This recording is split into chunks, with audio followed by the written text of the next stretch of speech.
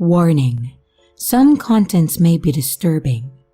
Viewer discretion is advised.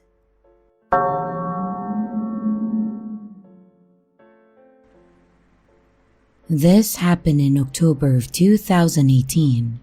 It was during the time when I was working at a riding stable. This is by far the freakiest thing that has ever happened.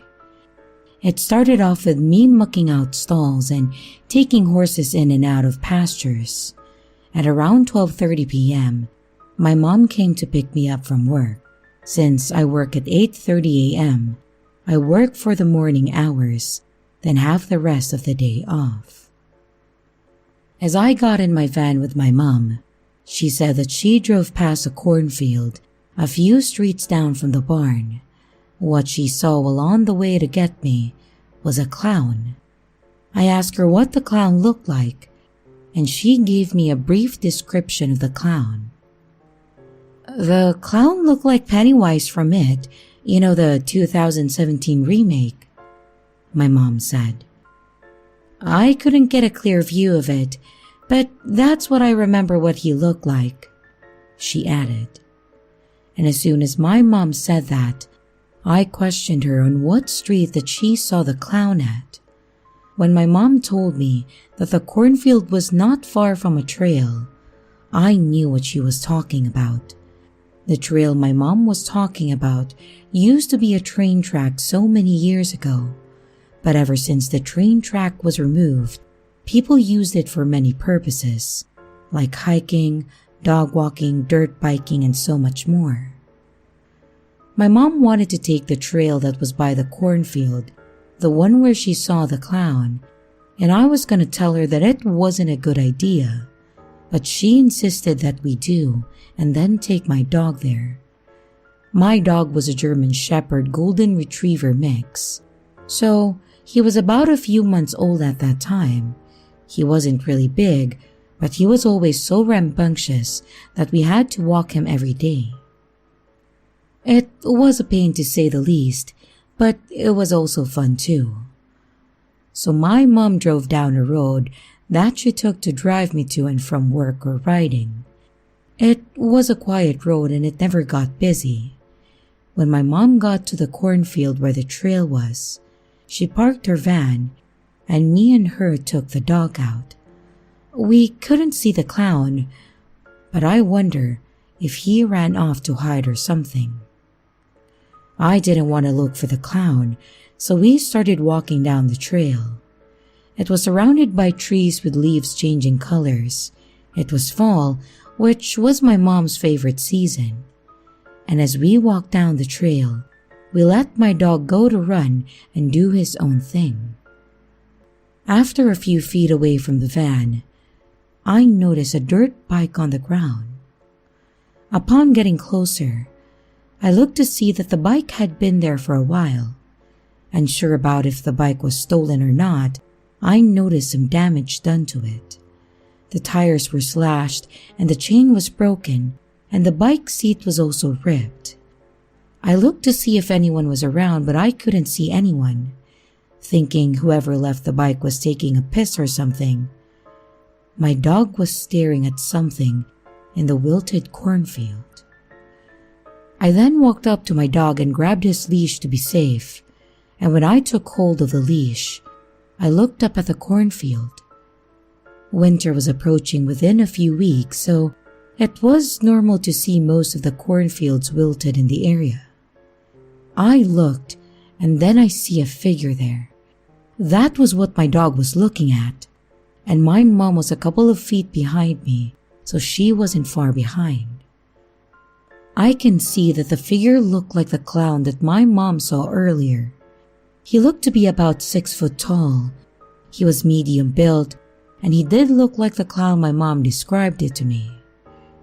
I wasn't sure why he was standing in the wilted cornfield, but I had no idea what his plans were. And as I stared at the clown figure, it turned around to face me, and I can see that the clown had an axe in his right hand. And that was when the shit hit the fan.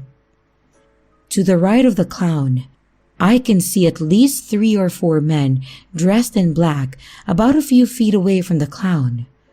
I was nearly pissing myself as I wondered about why those men were here. If it was private property or something, why couldn't they just have told us to leave? The clown slowly began to walk towards me and my dog, and I almost froze in fear at that point. But suddenly, out of nowhere, there was a blood-curdling scream from somewhere in the forest. It sounded like a woman was screaming. I lost my shit right then and there, so I booked it down the way that I came with my dog, not looking back, and when I caught up with my mother, I told her to run, and we did so. Despite my mom having breathing problems, we ran all the way back towards our van, and as soon as we got to our van, we looked back to see if the clown was behind us. There was no one following us, but we didn't want to stay to find out. My mom drove down the road until we got to our hometown, looking occasionally for any vehicle that might be suspicious. And when we got back, we reported the clown incident to the police, and they went to the location where we found the clown. Shortly after that, we headed home without any hesitation. The next day, my mom got a phone call from the police when she picked me up from work, and what they said will forever send chills down my spine. My mom told me that the clown, with 3 or 4 men, were luring people down the trail we went to. They had found a few bodies of people, one of them being a 6-year-old girl. I was sickened by what the police found, knowing that those men were waiting for me, and possibly my mom and dog in the field. If my dog hadn't alerted me and my mom about the clown and his men, I wouldn't be alive today. So let this be a warning.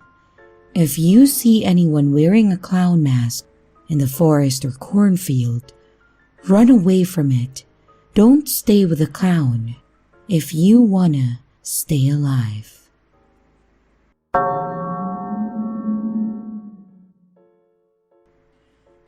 If you are on Twitter or Facebook or simply watch the news, then you should know the incidents about the clowns being seen.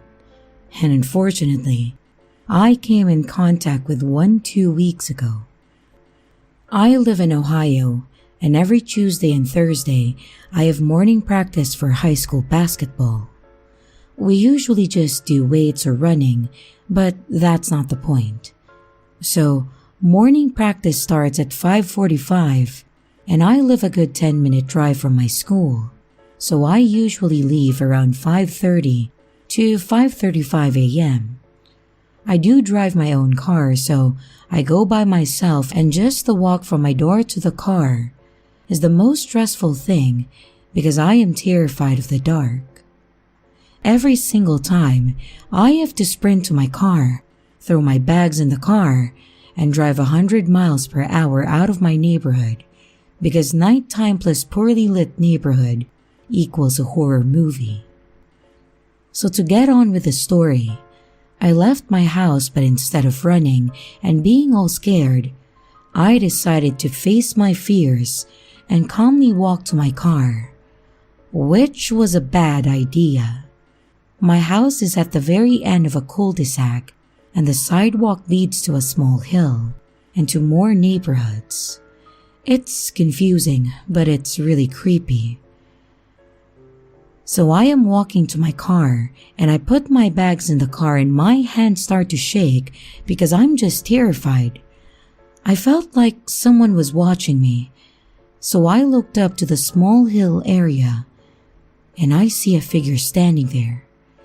I literally almost crapped my pants, and I ran to the other side of the car, jumped in, turned the car on, and my headlights almost perfectly illuminated the figure.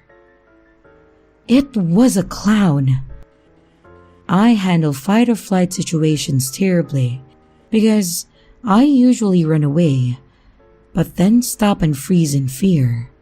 And this was definitely the case. I literally sat in my car watching this figure just stare back. I didn't scream, call 911 or anything. I just sat there, yards away from my neighbors and this stupid clown. Thankfully, I snapped out of it and I started to drive away. I thought to myself, I'm totally safe. I'm in a car that won't break down on me. And in the middle of that thought, I looked in my rearview mirror and saw this dumbass clown sprinting at my car. So I floored it and my car just went zoom. I have never seen my car go from 0 to 60 that fast in my life. I drive a Chevy Cruze. Cruise. The car that is supposed to cruise. But thankfully I am safe. I told my coach what happened and he literally laughed at me. I told my parents when I got home and they called the police. Clearly, they can't do anything about it, but I was so scared and now I am not allowed to go to morning practice unless my dad drives me. So, creepy clown, go get a life and let's never meet again.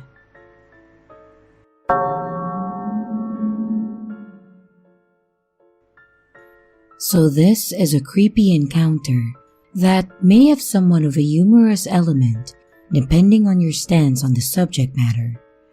But I'm definitely interested in hearing your own thoughts about it. Okay, so I'm a male, 28 years old. There's this girl that I work with, 30 years old, that I have gone out with a few times. Well, after this particular night, she invited me over to her house after a fundraiser that we went to together to have a drink, and I of course accepted. We sat in her living room and talked over a beer. It was a nice conversation, nothing weird or anything. Mainly talked about people we hated from work and what had happened in the night previously. She asked if I wanted to go upstairs with her, and I agreed. So, she told me to go have a seat on her bed while she got ready in the bathroom. I honestly hadn't processed this info when I was going over to her bed, but it became clear as day when I sat down. The only light in the room that was on was her bedside lamp. As I'm scanning the room, holy shit, there was not a single room decoration that wasn't clown-themed. And I'm not talking goofy-looking clowns. I'm talking about scary-ass Pennywise type stuff. The ones that I took notice of were as follows. A clown portrait on the wall near the bed, wearing a suit and a menacing grin. A picture of a clown playing golf. 2 statues on each bedstand that had clowns looking directly at us. A female clown poster giving a waving motion that looked like its eyes were following me. Several, and I mean several, hand-drawn pictures of clowns. Some on the walls, some in frames, and what was probably the most disturbing to me was a very demonic-looking clown portrait that faced the bed.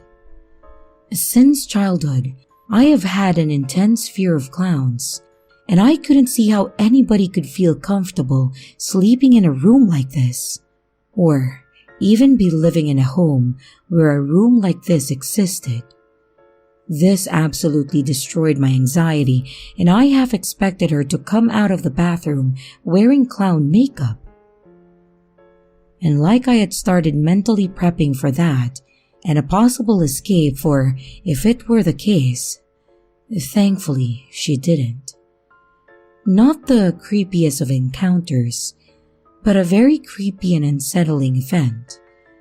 My whole drive home, I couldn't even listen to music because I didn't want to let my guard down.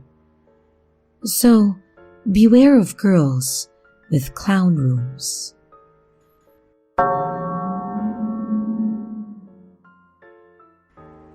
I had forgotten the story because it was strange as hell, but I was reading some stories about strange encounters, and so I remembered it.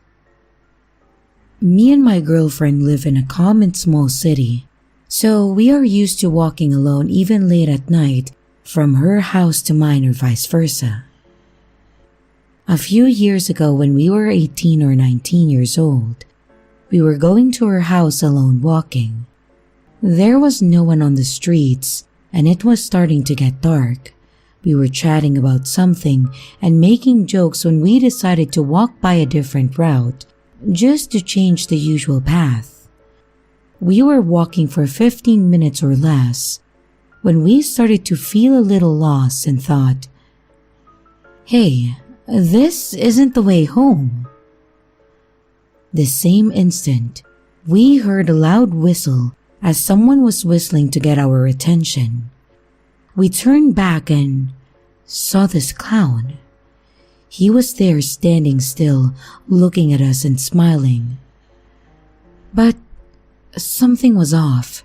His clothes were kinda ragged off, and he had 3 balloons floating tied to his hand, and in the other hand, he had a freaking butcher knife. We thought it was some kind of joke. We had never seen something like that, and it seemed to be out of a horror movie. I said, "Hello, how are you?" 'Cause I didn't know what to do. And he then proceeds to whistle a kid song and walk slowly towards us. Well, you might have figured out, we almost shit ourselves and started to freaking run away from that thing. He didn't run, at least we didn't see it run, but every time we thought we were away from it, he would just appear around the corner of the street. We couldn't find anybody else in the streets and it was getting dark. We ran again and hid behind some trees for half an hour or more. Then we proceeded to look for the right path back to her house. We saw him again when we were already far from the place that we hid in, but he had his back from us. After that we thought, well, it must have been someone just playing a prank on random people. We then saw on the news a week later that someone got attacked by a scary clown. Not severely hurt, but the police was looking for the clown, but couldn't find him.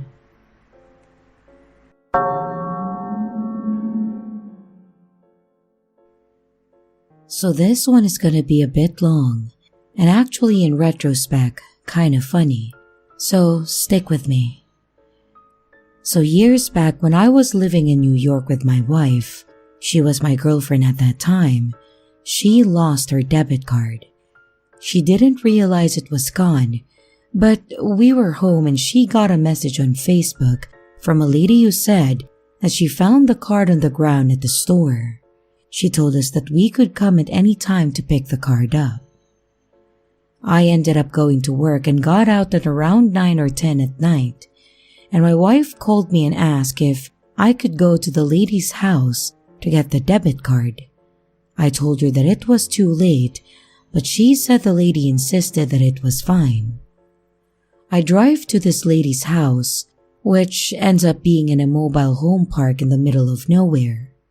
I'm a bit sketched out, so I grab a wrench that I had in my car and I put it in my pocket. I knock on the door and I hear a lady inside yelling, "Shut up! Shut up! I got it!" And an older lady, maybe in her late 50s, answers the doors and yells, "Oh, honey, I recognized you from the Facebook pictures." She jumps forward and hugs me, and I just stood there like an idiot with my hand in my pocket clenching the wrench. The lady stands back and says, "Come on inside, it's freezing out here." I told her that it was okay, that I really had to get home, but she insisted and said it was freezing out and she had to go get the card anyway. And like an idiot, I step inside the house and I am now standing in the kitchen. She walks over to the fat counter and I'm just keeping my eye on her. She grabs the card and comes over and hands it to me. She starts telling me that she had just gotten surgery and was at the store, found the card on the ground, and knew someone would be looking for it. She said she went right home and looked the name up on Facebook, then started telling me about all the pictures on both of our Facebook pages that she was looking at. She then lifts her dress up and shows me scars on her legs where she had gotten surgery on her upper thigh. Yeah, I saw everything. Everything. I start telling her thank you, but that I have to go. And she starts yelling at the top of her lungs into the other room. Will you shut up? Shut the hell up! I jumped. I wasn't expecting it because no one else was talking. I looked over and see what looked like a man sitting in a chair, and the back of the chair was facing where we were, so all I could see was the back of his head. He wasn't moving, and not once said a single word. In front of him was a TV that was turned on, but the screen was just static. That's when I actually finally took in my surroundings. The entire house, every inch of the walls were covered in paintings and pictures of clowns, literally everywhere. She laughs and says, I bet you can tell that I really love clowns. I just said, yeah. Hey, I really gotta go. And she starts yelling at the man again, and I back out the door and just say, thanks again. And she followed me out and said any time that I wanted to stop by again to visit, feel free. I called my wife the second that I got in the car and told her next time, just cancel the card and get a new one.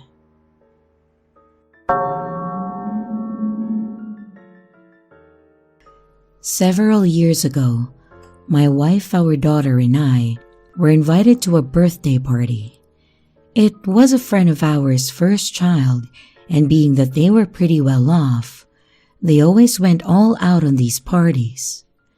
They'd rent out a place, they would supply all the food and drinks, and they usually hired a few different entertainment vendors, like a DJ, a bounce house, and you guessed it, clowns.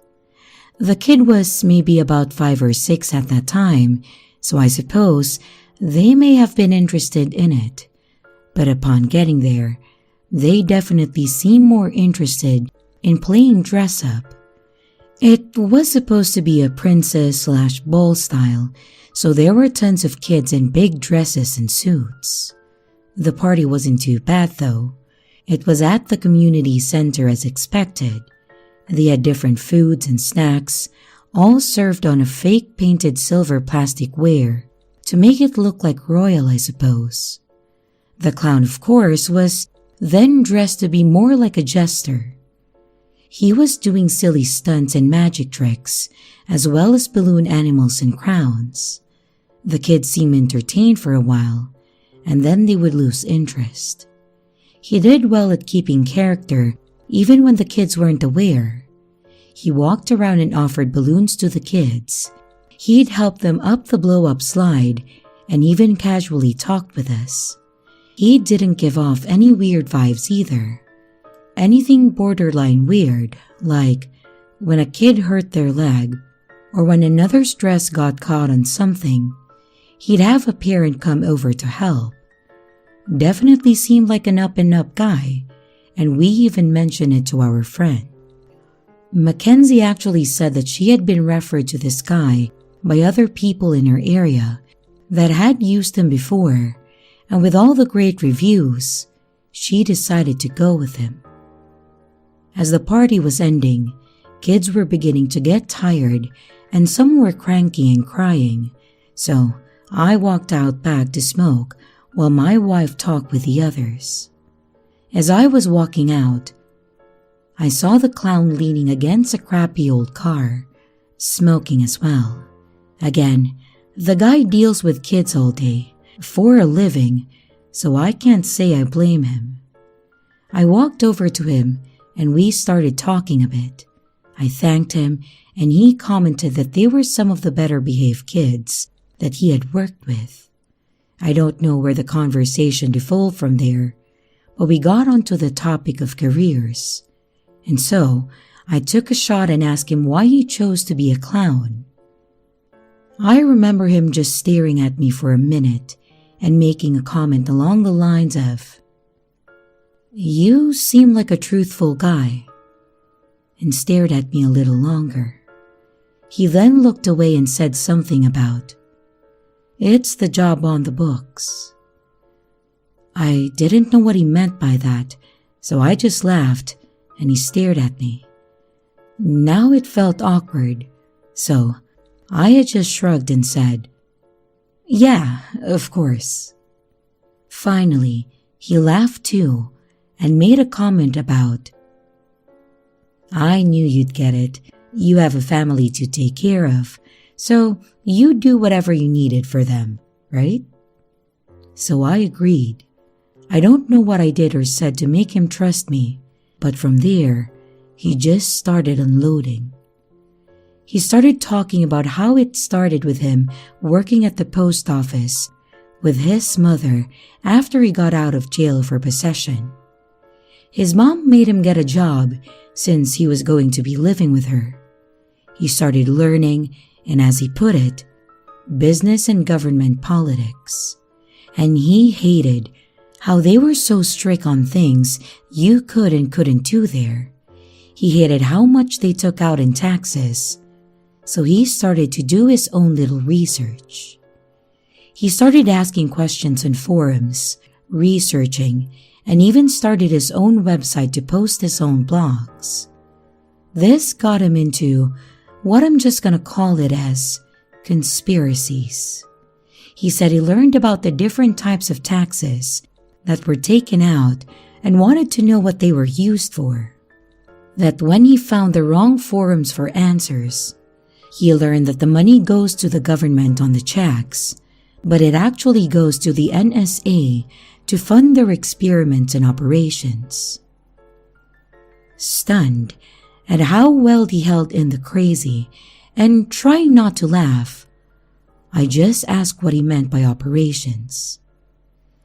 He stopped and looked around at first and said that there are people around us that aren't who they appear to be. Again, I asked what he meant by that. He then started talking about how when someone seems different, like when they don't remember important details, like memories, dates, names, or when someone looks just different enough, like their eyes were green and now they appear brown. He said that when the NSA snatches people up, brainwash them to become their drone basically, and then release them back into the public to continue life as normal. I asked why they would do this, and his reasoning was to spy on us. He said they do this so that they have inconspicuous people around to see where people are making money and how much. That way, they could adjust taxes or add new tax bills, or to see if they are a threat to their operations or experiments, and if they need to be taken out. So, what does this all have to do with being a clown? He said that way, the government could see how much money he's making and do what they want with it, while he ran his website and video channel on how to stay safe and gave lessons that he charged for, products he sold, and donations, which was where he made real money. That way, they also couldn't trace his purchases. He even continued to live with his mom, so he didn't need a high-paying job and just paid his mom for rent. All of this just tossed at me, to a guy that seemed completely sane, playing around our kids. I took one more shot and asked him how he knew about any of this and what made him think it was real. He then handed me a piece of cardstock with some name and website written on it. He said he didn't want to pay for business cards as that would then be on public records and this was to be kept more underground. All he would tell me was that he was just a regular old Joe Schmo. And that's what was written on the card. Great. He said that I should check it out as he had better info on it, and great packages on how to check your home for any bugs or how to check friends and family without giving yourself away. I started putting the card away when my wife walked out and asked me to help inside. I agreed and started wrapping up with this Joe when he asked if I had noticed anything different about my wife. I told him no, and he told me to keep an eye out as they are typically the first ones to go, women, because they are easier to abduct.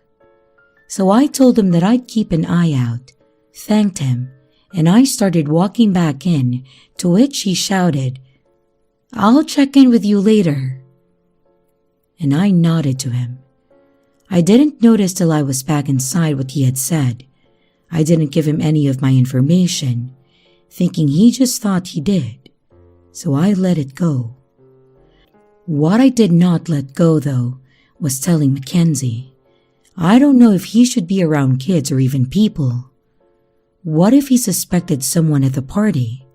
What would he try to do? She said she was going to report it, but that's about all I knew. However, our interactions wouldn't stop there.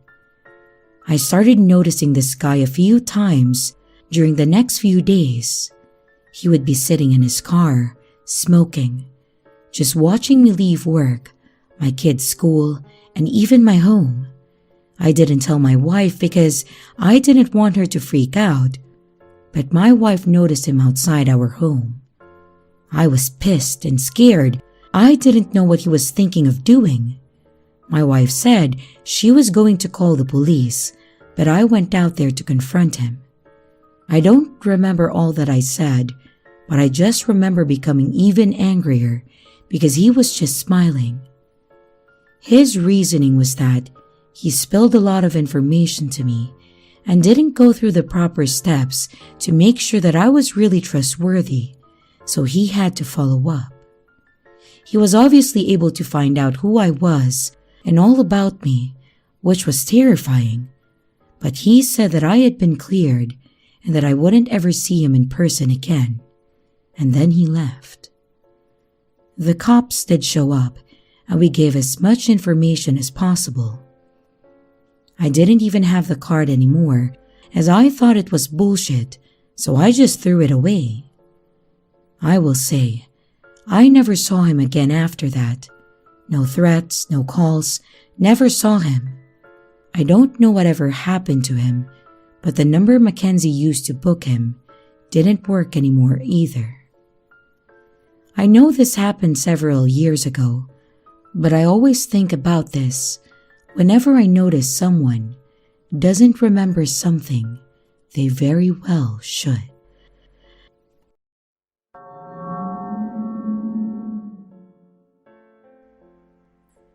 Please help me identify what I ran into. About a year ago, I had moved to a new area in northern Utah, USA. I quite enjoy hiking alone and went on a new trail with my dog one morning at around 8 a.m. About 2 miles into the main trail, I came across a path that seemed to have been untouched for some time. But I wanted to explore, so I jumped off the main path.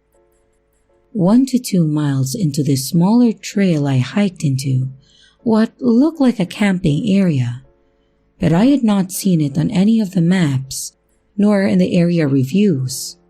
So, I thought this was a bit strange. I hiked past this, and suddenly, I got a horrible feeling of dread, and I froze. The forest had gone silent, and my dog was frozen staring at a nearby bush. Then, the said bush rustled. Whatever moved inside the bush seemed large, human-sized or bigger. And I stood there staring when suddenly, whatever was there started making loud clicking sounds with its tongue.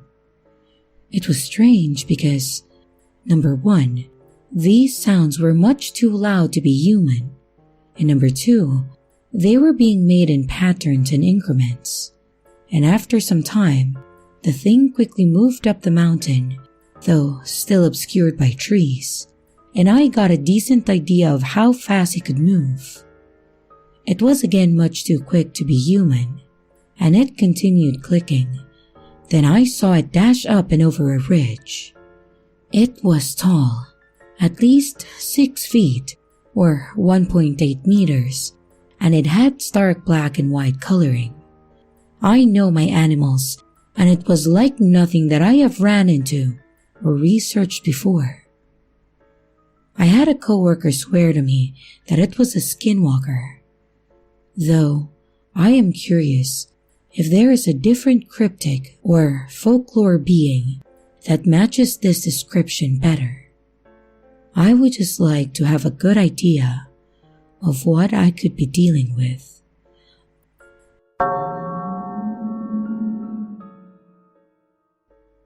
Last night when I was using the bathroom, I heard a noise. Who has seen the film Annihilation? You know the bear thingy in it that mimics people talking. It sounded like that, but kind of like it was choking or gurgling. Then some dog started barking, and I heard like a raspy imitation of the dog's barking. Then it stopped. Then dead silence, apart from the noise of my shower. About an hour later, when having a treat after dinner, through a split in my curtains, I saw something dashing around, but figured that it was just tree branches. I went to bed, woke up, did normal stuff that I would do on a bank holiday from my school. Literally about 15 minutes ago, my dog started freaking out and twisting her head and jumping and clawing at the back door as if something was outside. Usually for a cat or squirrels, she would do this. But I was spooked considering that it's dark and 4:30 at late autumn in the UK. I caught a glimpse of a tall shadow darting across my garden. It looked like that of an ape or monkey swinging. So I shined my 4000 LM torch outside, but I couldn't see anything. Does anyone know what this is? I tried to tell my mom, but she didn't think otherwise of it. I keep hearing things from outside like rustling, but I live in a populated town on a populated road, and I would appreciate any thoughts about this.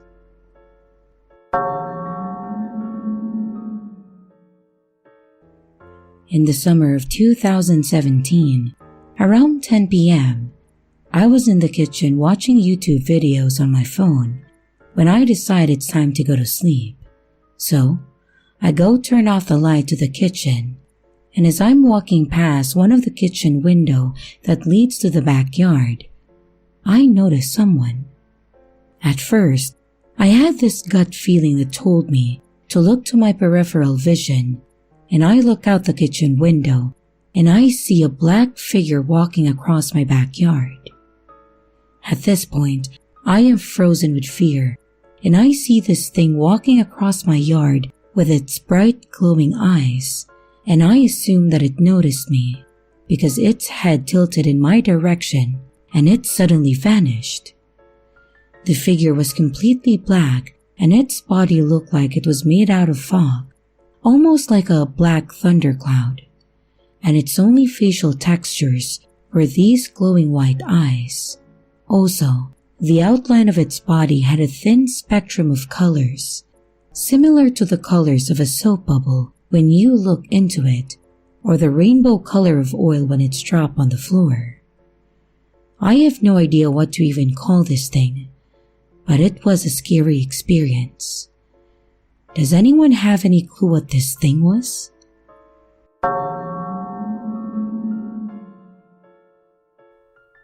Creek Trail Encounter, New Zealand. Back in 2013, me and my cousin had an encounter with the Moehau man, Bigfoot. So me and my cousin were both 18 at the time. We just finished our last year in high school and we were on our end-of-year holidays, and we both had no idea what we were going to do on our break. My cousin suggested that we go spend a week up in the coast with one of our grandfathers. Now, before I move on, we live in a small town called Gisborne, 40,000 population, and the coast is pretty much the rural area near my town. All bush and forest pretty much, and our family has a homestead in a small settlement called Waipiro Bay. Our grandfather was happy we were there to spend some time with him. I was happy to be there too. Just something about being in the bush just relaxes and clears my mind. Anyway, after a long day of hearing sheep and cutting up wood, our grandfather told us that we should go spotlighting for eels for our dinner. We waited until about 20 o'clock and off we went. Now, my grandfather's house is on this hill, and right below it, at the back of his house, is this trail that leads to a creek trail. The creek trail is about an hour walk, and the sides is fully covered with thick brush. Unfortunately, the eels were too small to catch. We get to the end of the trail and turn back the way we came. As we were walking back, we started to hear these weird squeals coming from the left side of the bushes. So we stopped, turned our head torches off, and just listened. In my mind, I thought it was just a wild boar running around, and my cousin said the same thing as well. We turned our torches back and carried on through the creek. About 5 minutes later, we can hear the squeals again, but this time they were louder and closer, and something was rubbishing through the bushes. We stopped, turned our torches off, and listened. We both faced where the noise was coming from, and we could see this black silhouette staring at us. My cousin reached to turn his headlamp on, and there he was, staring right at us, the Moehau man. His face covered in thick black grayish hair, orange-yellow bright eyes, teeth like a canine, hands as big as my head. He looked at us and let out this big huff and stepped back into the bushes, and off he went. Me and my cousin both just looked at each other, let this sigh of relief out, and carried on back to the house. We never said our word on our way back, just silent. We get back to the house and my grandfather says, "No luck on the eels?" And my cousin replies, "I think we just saw the Moehau man." My grandfather looks at us and says, "Yeah, I've seen him around here a few times as well. I just leave him be." I was shocked when he said that. I was like, "Wait, you've seen him too?" My grandfather says, "Yup. I've seen him when I'm out hunting. He's come to the house a few times too, but he doesn't come close though, so I just let him be." And he also told us he didn't want us to go out and look for him either, like we were gonna do that. But my grandfather believes that the Moehau man is some ancient guardian that watches over the local forest near him. I'm 28 now, and I still think night at times. The only other person I've told this story to is my partner. She believed me. She's also had some pretty weird encounters/experiences before we met.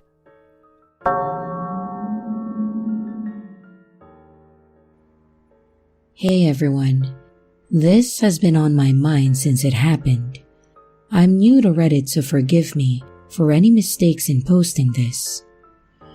I am male and 20, and me and my buddies enjoy late night walks on the trails within the various conservation areas in my region of southwestern Ontario. Last week, we decided to check out an area called Pleasant Valley. To my knowledge, this area has a deep-rooted history with the Underground Railroad, Indigenous people, as well as the War of 1812, if I'm not mistaken, given its proximity to Lake Erie. We entered the woods at about 2 a.m., and immediately upon entering, I was overcome with a bad feeling, and after walking for some time, the feeling progressively worsened until we reached 2 bent trees in an X over the path. My one buddy pointed out the fact that it's bad juju to go underneath, and we should just call it a night as we all felt watched. And as soon as we turned around and then started to head back, the entire forest seemed dramatically quieter. We all hear a loud, distinctively human whistle behind us, almost like how you would call a dog over. There is no way anyone could have been out there at that hour, and there are no homes in close enough proximity for someone to be out and about.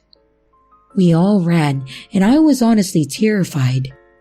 Me and my friends are all relatively big guys, and we are all comfortable in the woods, so it takes a lot to get us running.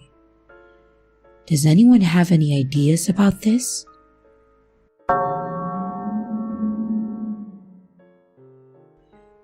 Easter weekend of 2014, at around 4 a.m., my buddy Brian and I were walking to my house from his.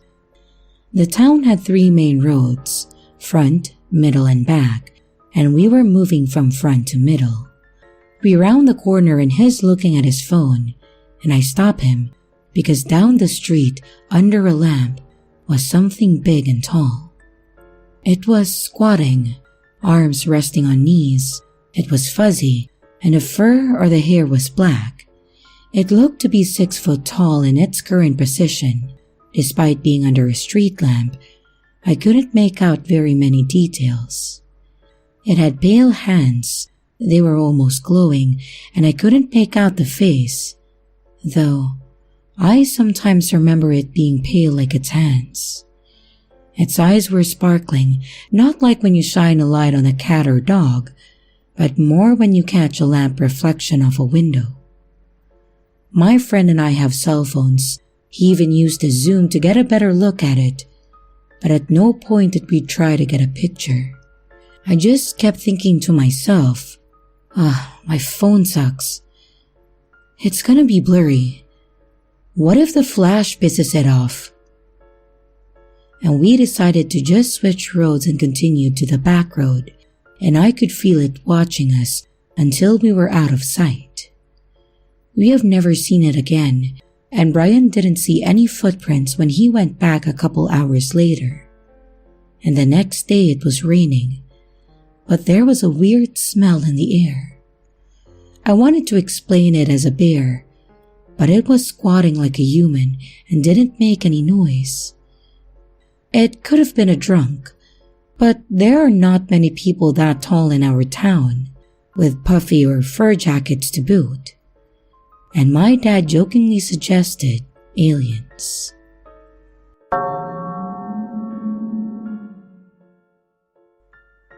Before we start the story, here's a little bit of a definition. Loup-garou is a shape-shifting cryptid or entity, common to communities that were settled by the French in both the US and Canada. These myths and legends were especially popular during the height of the French Mackinac fur trade. The exact origins of the term are unknown, translating roughly to the term werewolf. This creature may in fact be one of the many that influence modern werewolf folklore and stories, and these myths in themselves are often seen as a mixture between the European idea of werewolves and various Native American shapeshifter lore, like the Wendigo of the Anishinaabe legends, for example, may play a significant role in the formation and continuation of the stories. Now, for my story. It all started one night a few years ago when I was hanging out with a guy friend of mine, let's call him D, and his cousin.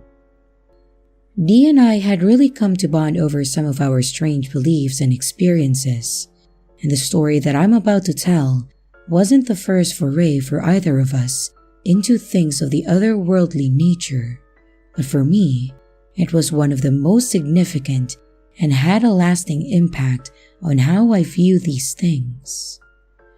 I was living in Chicago at that time and was working at a bar somewhat near downtown. If you believe in superstitions and fairy tales, it would be easy to assume that strange things only happen to people deep in the woods or in remote locations, and that a city such as Chicago would be mainly devoid of supernatural or otherworldly experiences. It's easy to assume that densely populated areas wouldn't exactly be a breeding ground for this kind of strange activity, but you would be wrong. On this particular night, it was slow at work and D and his cousin just happened to be in the area. So he texted me to ask what my plans were. So I suggested that they come to my place for a quick drink just before we closed, since it was already nearing 2 a.m. I finished my side work just as they were arriving, 10 minutes till 2. So we all had a quick drink and took off to find another bar that was still open. But I think it must have been a Sunday or something, because everything in the area was closed. So, we decided to head back to our neighborhood on the far north side of the city. And as we were deciding what to do, Dee casually mentioned that he knew a liquor store in the northern suburbs that was open till 3 a.m. every night. So, we devised an impromptu plan to grab some beers and have a late-night stroll on the nearby beach. I would like to mention that this particular beach was about a 10-minute walk from where I was living at that time, and it had a bike trail with a park that I would often rollerblade or walk through. When we got to the park, everything seemed normal. Both the parking lot and the park itself seemed empty, and we assumed the beach to be empty as well, as everything was perfectly quiet and still. By this time, it was about 3 a.m., so we didn't expect anyone else to be there.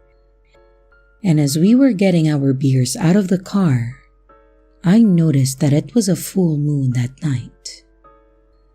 We often went on nighttime adventures in the suburbs when we were bored, although never to this particular beach, and even on college campuses, we barely ever ran into anyone.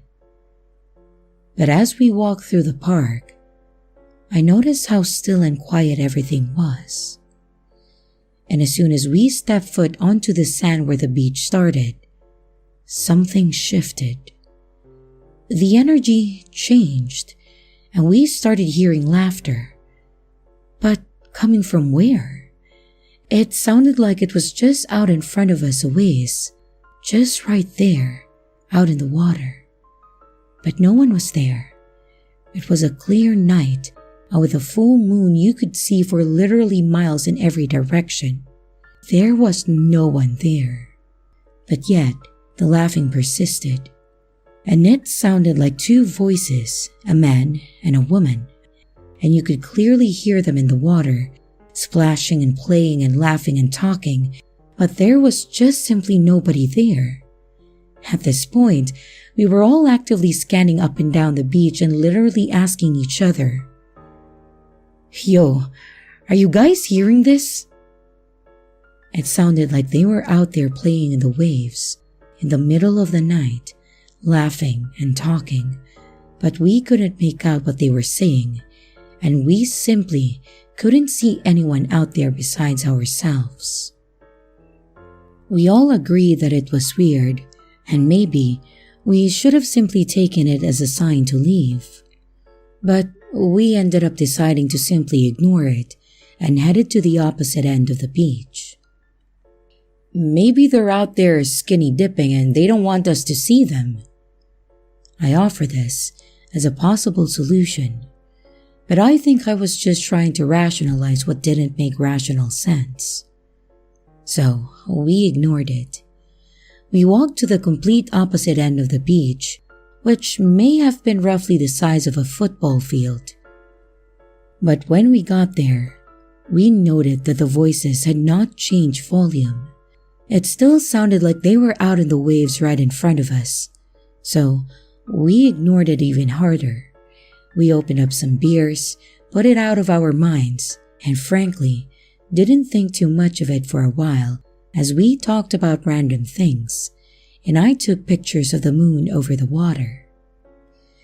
This went on for about 20 minutes, and we weren't thinking too much anymore about the voices or the laughter, until it suddenly stopped. The sudden absence of sound made us immediately uneasy, mainly because, what the hell just happened? Why did the voices stop? Did they get sucked into an undertow? Are they out there in the waves drowning? We all looked at each other with the same question. What the hell do we do? Here I am, on the beach in the middle of the night, where we're not supposed to be, drinking beers, and now there's people potentially drowning? What do you even do in this scenario? Call the cops? Run out and try to save them? All I can assume is that in this moment, we were all contemplating these same horrifying scenarios, when I saw movement out of the corner of my eye down to the other end of the beach. A wave of relief washed over me, thinking at first that it might be these people coming up on the beach. So without even thinking, I started to point and say, "Look, there they are. It's two..." Realizing at this moment that they aren't people, I added, "It's two dogs?"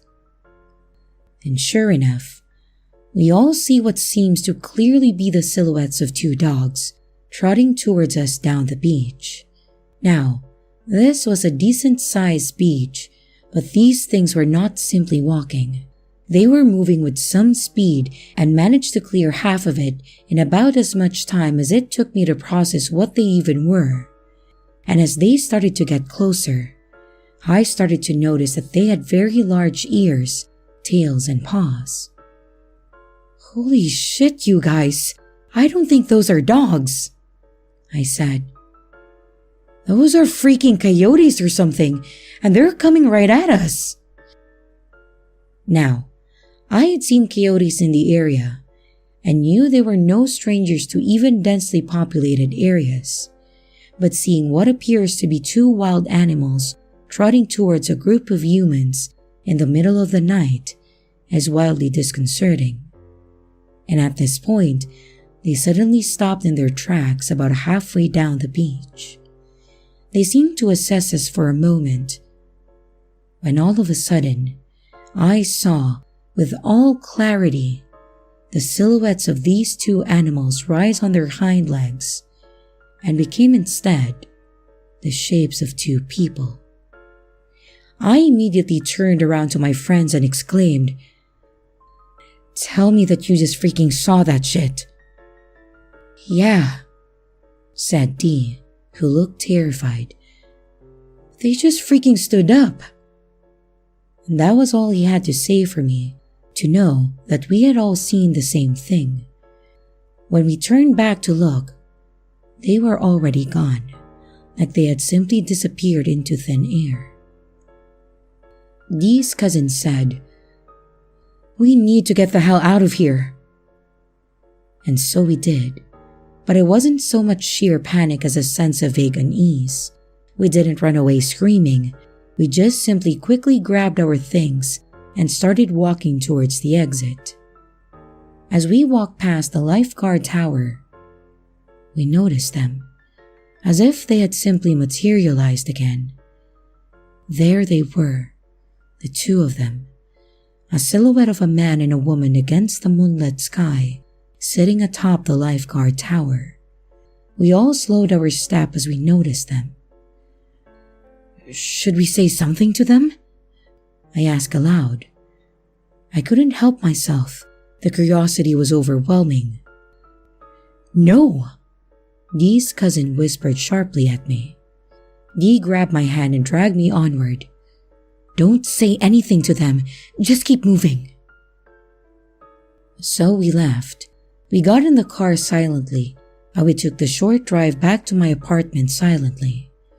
We sat in the car quietly for a few minutes, smoking a cigarette. "Okay," I said, finally breaking the silence. "But we all experienced that shit, right? Did we just see, like, werewolves or something?" And in that few minutes, we rehashed the entire experience together, from the disembodied voices to the shape-shifting creatures. And although we agreed that we had all seen and experienced the same thing, we also noted that if we had been alone and seen something like that, we might have just written it off. "I thought it was my eyes playing tricks on me," Dee said, "until I realized you guys saw it too." That was basically the feeling we all had through the whole experience, as if we had tried to write it off until it was nearly staring at us right in the face. But honestly, this wasn't my first experience with things of an otherworldly nature, and it seemed to me from experience that it's best to just let it go. So, I did let it go. I got out of the car and went into my apartment, and honestly, just went straight to bed. Like I knew it was a strange thing that we had all experienced. But I really just hope and choose to assume that that would be the end of it. And truthfully, I went to bed that night and slept like a baby. I never really felt like I was in danger or that something malicious had followed me. I thought that was the end of it. Until I started having dreams about them a few weeks later. As it turns out, they had followed me and they wanted to talk with me. One night, a few weeks after our sighting of the strange shape-shifting creatures, I had a dream. I didn't know that it was a dream while it was happening. It all felt so real. It was like I remembered nodding off in bed and then I came to somewhere else.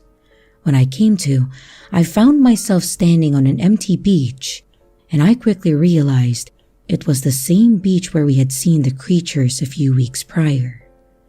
But I couldn't remember how I have gotten there.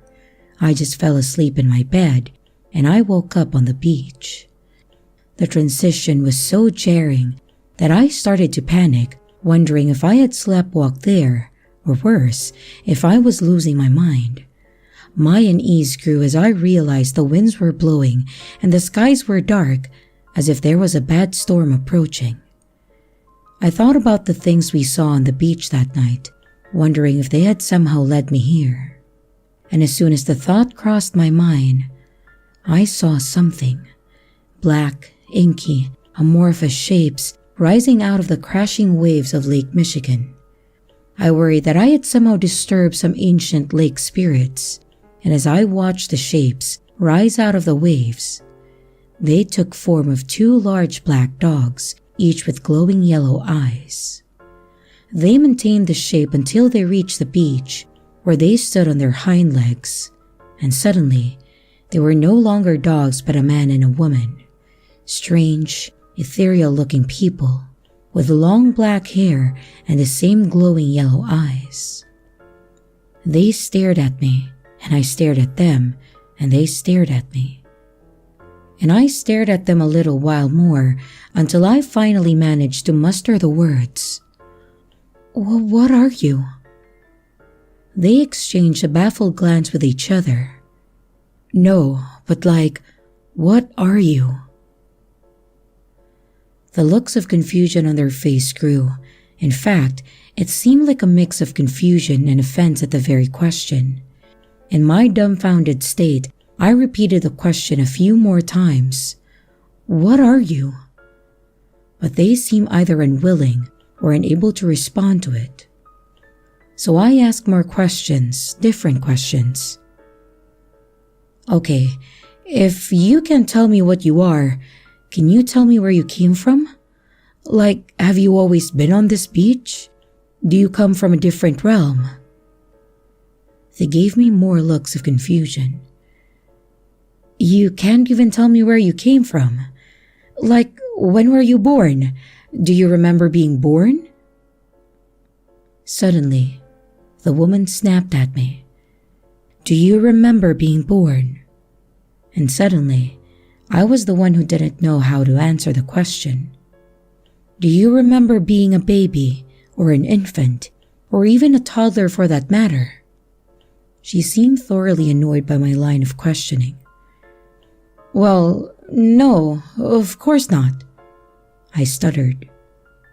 "No, of course not," she said. "You don't remember that far back. Well, neither do we." "But surely you must know something about your origins or where you came from," I asked. "I may not remember being born, but I have parents and family and doctors who were there to confirm when and where I was born." "Well, we don't have any of that," she said matter-of-factly. "In fact, things like us, we're the oldest things we know of. We don't have parents or grandparents to ask. We don't have anyone who came before us to ask where we came from. and frankly, we simply don't remember that far back. I was dumbfounded. I had no idea how to respond. "So you want to know where we come from?" she continued. "Well, I can't tell you that for certain. All I can tell you is my opinions and my beliefs. So if you ask me where we come from, I would say that we come from God. And I would say that it's the same God that created you, that created us, that created all of reality. But the truth is, if God does exist, or some sort of creators to all of this, they quite simply are not around anymore to ask. But this is just my belief, and that is all I can give you." Feeling in a whirlwind from such a complex and unexpected response, I clamored for something to follow it up with. "So, how old do you think you are exactly? Or how far back do you remember?" She sighed a deep sigh and started pointing around in various directions, saying things like, "Do you see the water? Do you see the waves on the water?" "Well, yes," I said. "Obviously I see the water." "You see the beach and the grasses growing on the sand dunes?" "Yes, I see the beach." "Do you see the hills beyond the beach and the trees growing on those hills?" Yes, I see the hills and the trees. What does that have to do with anything?" "Well," she sighed, "we're old, at least as old as the landscape itself, if not older. So as long as this has been here, we've been here. As long as the water and the beach and the hills have been here, we've been here. We're as old as the hills, you might say." At this point, I was exasperated. Okay, that's all cool and good for you and whatever. But what does that have to do with me? Like, what does that have to do with me? They were both silent for a moment. "Surely there's some reason you sought me out, right? Surely there's some reason you've approached me to tell all of this." And there was more silence. "So, what does this have to do with me?" Just then, the man who hadn't said anything to me the entire time just sort of shrugged and said, "I don't know. We just thought it might be nice to have a human to talk to for a change, you know." And that must have made me so angry that I woke myself up because the last thing I remember is yelling, "For a change from what?" And then I was waking up in my bed and it was morning. I had more dreams of them after this. Most of them were vague and I couldn't really remember much. And when I told my friend D about this, I was surprised to hear him say that he had been having dreams about them too. He didn't claim to remember having any specific conversations with them, just vague dreams of shape-shifting entities. But as for me, I did have one other dream where a conversation was had. In this dream, I was at work. In real life, I work as a server. But for some reason in this dream, I was the bartender. It was the same bar, however, that I was working at in real life at that time. It was a slow night. There were a few tables, but no one was at the bar. I was contemplating stepping out for a cigarette when a woman walked through the front door. Immediately she caught my eye. Something about her was dreamlike. The way she moved was ethereal.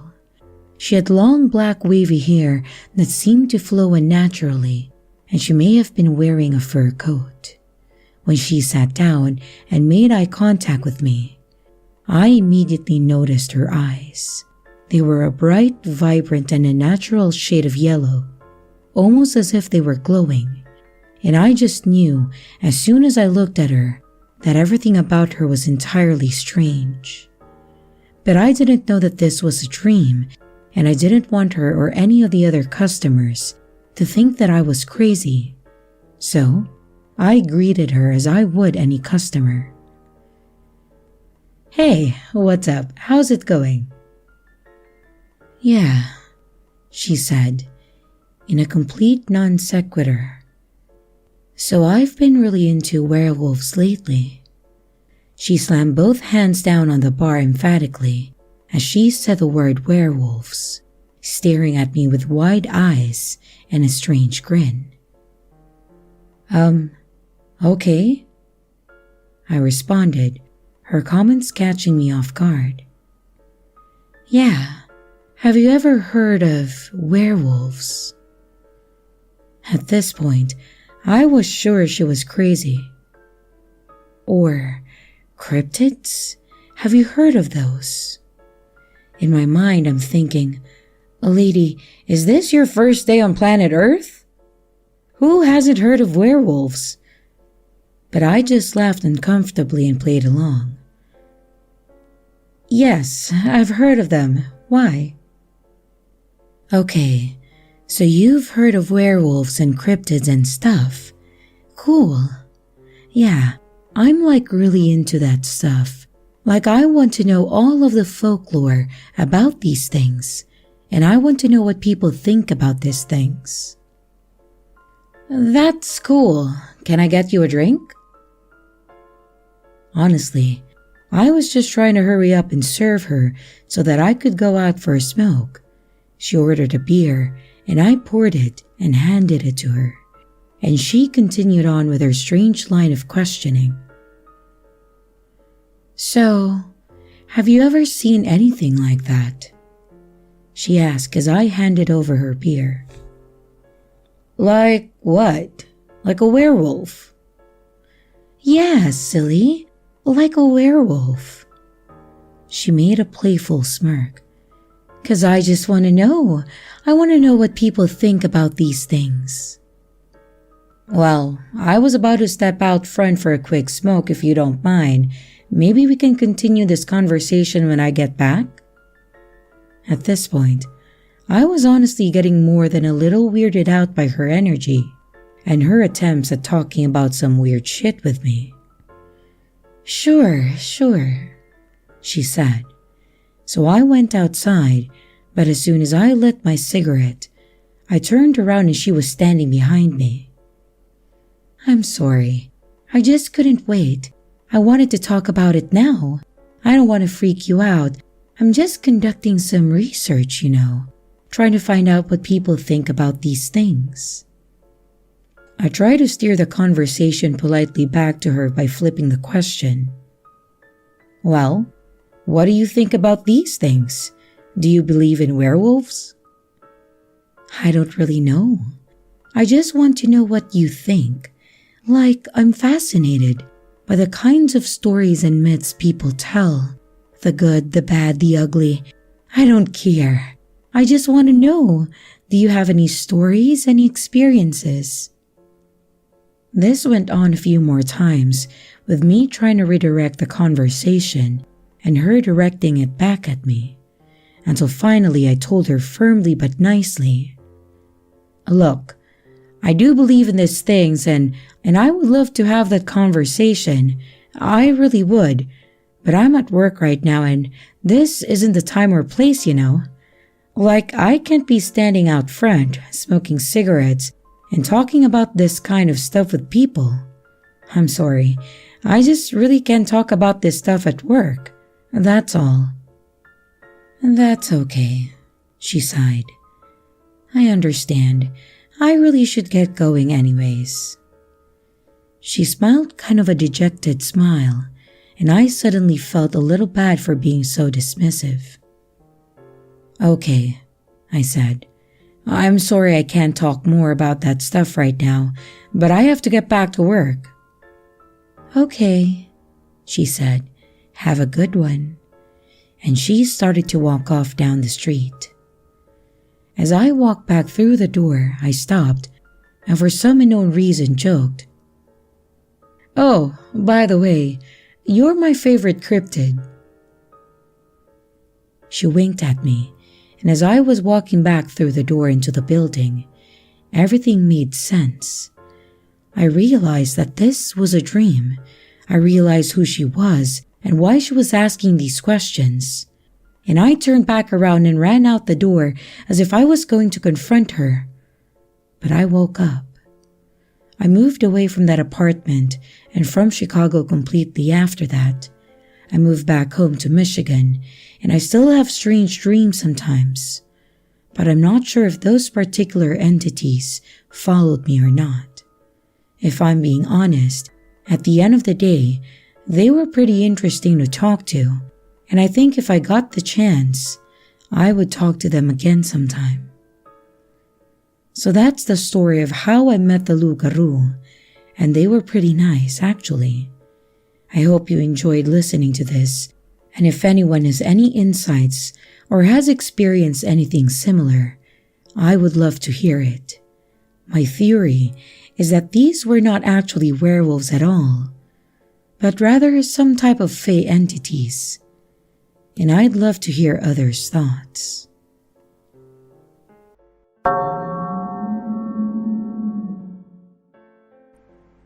I was on a plane once and noticed that although people were still boarding, there was a large number of seats around me unoccupied. The last people on, though, were all together and consisted of one large family traveling together. There were 4 adults and about 10 children, ranging from toddler age to high school or young adult. They had the usual look of a large group traveling with children, some of whom were shy and withdrawn, and others who were running around and the adults looking frazzled, trying to keep everyone and everything together. When they have all been seated, there seemed to be some issue with the seating, as one member of their party was supposed to sit several rows back. The flight attendant apologized and said that it happens, that sometimes their computer will shuffle sequential seating and etc., but assured them that there was seating available for everyone. The family sat down, -1, and starting with the usual, that's a shame. Wish they could sit up here." Since it seemed that their party was surrounding me, I stopped the flight attendant and asked her if I could switch seats with another passenger. This caught the attention of the large group, perhaps anticipating a complaint. But the flight attendant told me no, they don't usually do that, and that everyone has been seated, but asked if there was a problem with where I was sitting. I explained to her that I was traveling solo and I didn't care where I sat, and asked if I could give my seat to the member of the family who was absent, as my seat would have put them in the midst of their group. The family overheard and was thanking me, and as I retrieved my bag overhead and followed the flight attendant to the family member's seat, she explained what was happening, and I noticed that the family member, a young girl maybe 12 years old, seemed in a hurry to get back to her family and thanked me 4 times. She practically ran up the aisle, and before I could sit down, the man who'd been sitting next to her was literally staring with his mouth open and asked, "What's the problem? No, that girl was sitting here first." That was red flag number 1. The flight attendant explained to him what was happening, and he immediately looked at me and said, "No, I don't want to sit next to him. Where's that girl going?" And she explained to him that there was no issue, and there is nothing she could do now. I think she was getting the same vibe. Now, I want to assure everyone that I'm not in the habit of judging people by their appearance, but this guy was the definition of red flags. He was overweight and paunchy, that overweight with no muscle tone look some people have. He was half bald, with a few strands combed over, thick glasses and no chin. He was a mouth breather and kept his mouth open constantly, drooling on himself then sucking it back in between heavy breathing. If there was a textbook example of a creep, it would be him. And as I was putting my bag overhead, he started talking to himself under his breath about how this was bullshit and just my luck, wasn't bothering anybody, and why did they move that girl? I wanted to say something to him, but I didn't. It wasn't long before my neighbor got a call and was talking about an upcoming court appearance, and I overheard, "No victim's testimony," and "Rarely show up," and "People wouldn't ask me to babysit if I was like that." The only time that I said almost anything to him was when he started blatantly watching porn on his laptop with earphones in, grunting, sweating, wheezing, and kept repeating, "Little bitch," when a part was on he evidently liked. Then, he took a blanket and covered his lap, his hands fidgeting underneath it, and as soon as I saw he intended on keeping them there, I pretended to reach for the call button. Then he jerked his hands out and started muttering under his breath about me minding my own business. At some point, I got up to use the restroom, and when I returned, he was on the phone again, and I caught something about the ass on her. No, switched seats on me. Got away. And he shut up as he saw me approaching. The creep went to sleep eventually and fortunately stayed asleep for the rest of the flight. When we were all deboarding, a woman I presume was the mother was standing with a girl and said, "Thank you again." And I shudder to think how he acted in that short time that she was next to him, or how he would have had she remained there. Shocking absolutely no one, including himself, he was met at the gate by security and police, and as he was being led away, he said, "This isn't my laptop, by the way."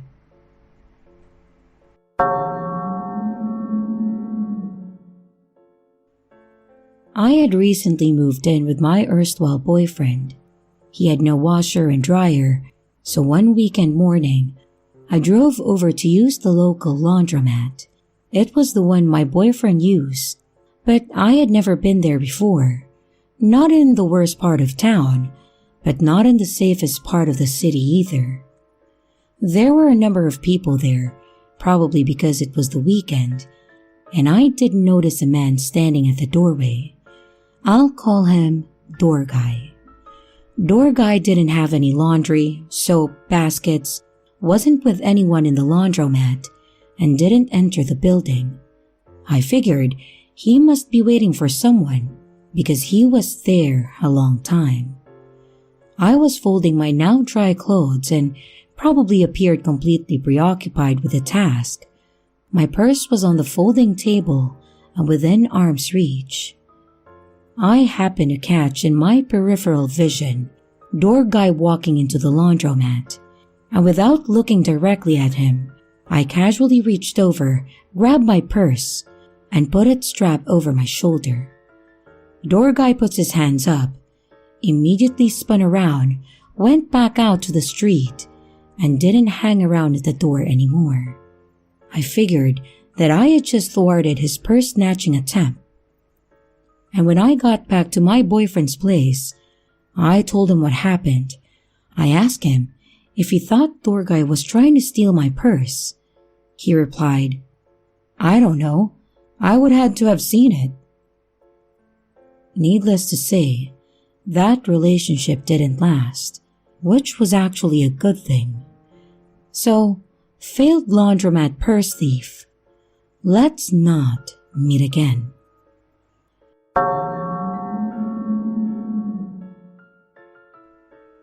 So I live in a different country from my family, and because of COVID, they were all in their respective homes over Christmas. And as a result, opening gifts took all day because everyone is in a different house and in a different time zone. It's fine, but opening Christmas gifts does not go on all day some years. So this year, I finally get to open my last gift at about 9 p.m. my time. I was online with my sister, who was 7 hours behind me, and then I realized that I had one gift left that had no name on the tag. It had come from Amazon weeks earlier and was in one of their gift bags. My sister assured me that it wasn't her, so I opened it with her on the line. It's a set of knives. I had this on my wish list, so it was a nice surprise, but I still had no idea who it came from. As I was hanging up with my sister, my other sister started FaceTiming her, so I asked her to check whether she'd sent the gift, but we'd missed it in the chaos. My other sister has 4 kids, so it's bedlam when we open gifts together at her house. Sister B then confirms to Sister A that no, she didn't send them. So that's both my sisters confirming that they didn't send them, and I believe both of them, no question.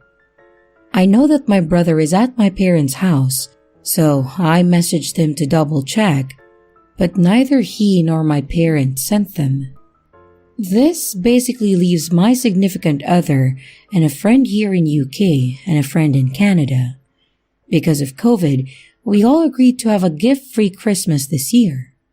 There's really only these 3 left, and no one else knows about my Amazon wishlist, as in, you'd have to search for it if you weren't one of the ones who subscribes to it, if you follow.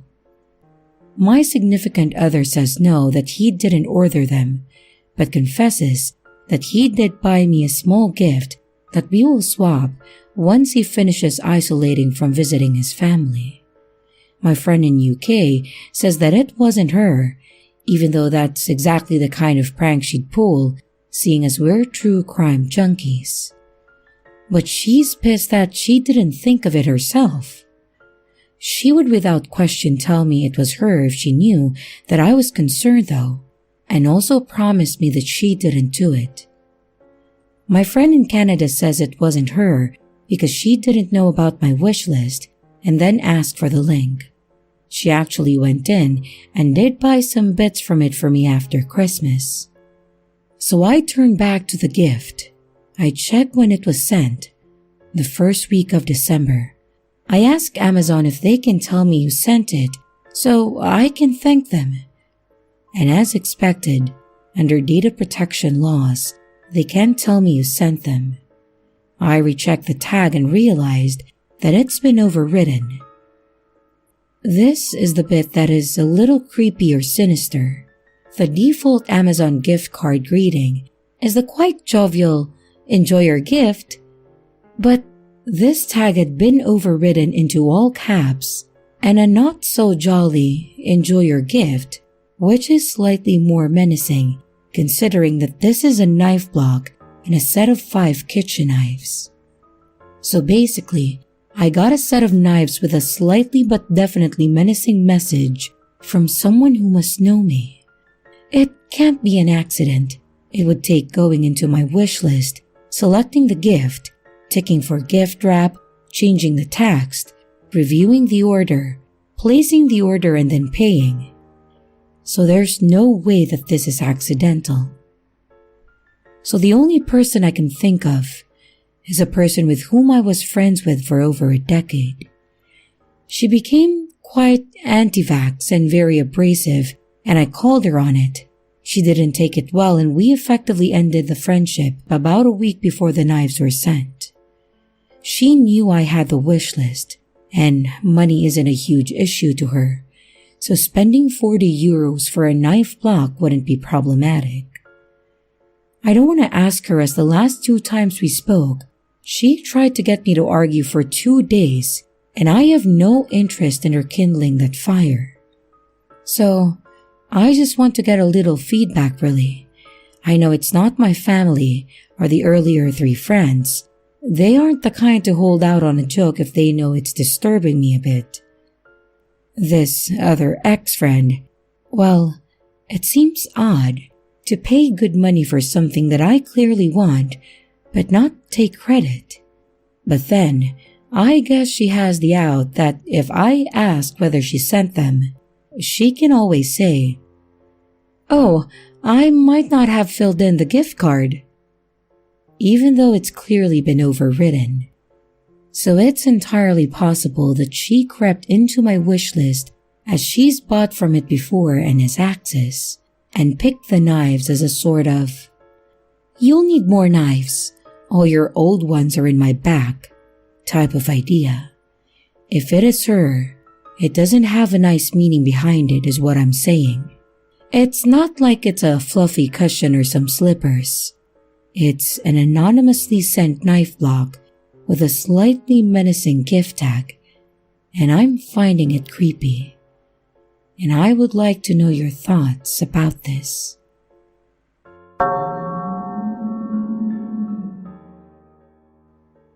Everyone knows what doing laundry is like. Monotonous work while your brain tries to waste away the minutes that it takes for the machine to finish its cycle. Occasionally, having stiff conversations in passing with the strangers. And this night was no different. Well, at first. As I pulled my laundry out of the dryer and began to fold it on a little table, I heard a voice over the lull of my headphones. "Excuse me, are you using this?" The voice came from a man in his late 40s to early 50s. He wore glasses that reminded me of my grandfather. He was wearing a stained disposable face mask. It hung under his nose and just above his mouth. I could see the start of a dirty blonde mustache poking out.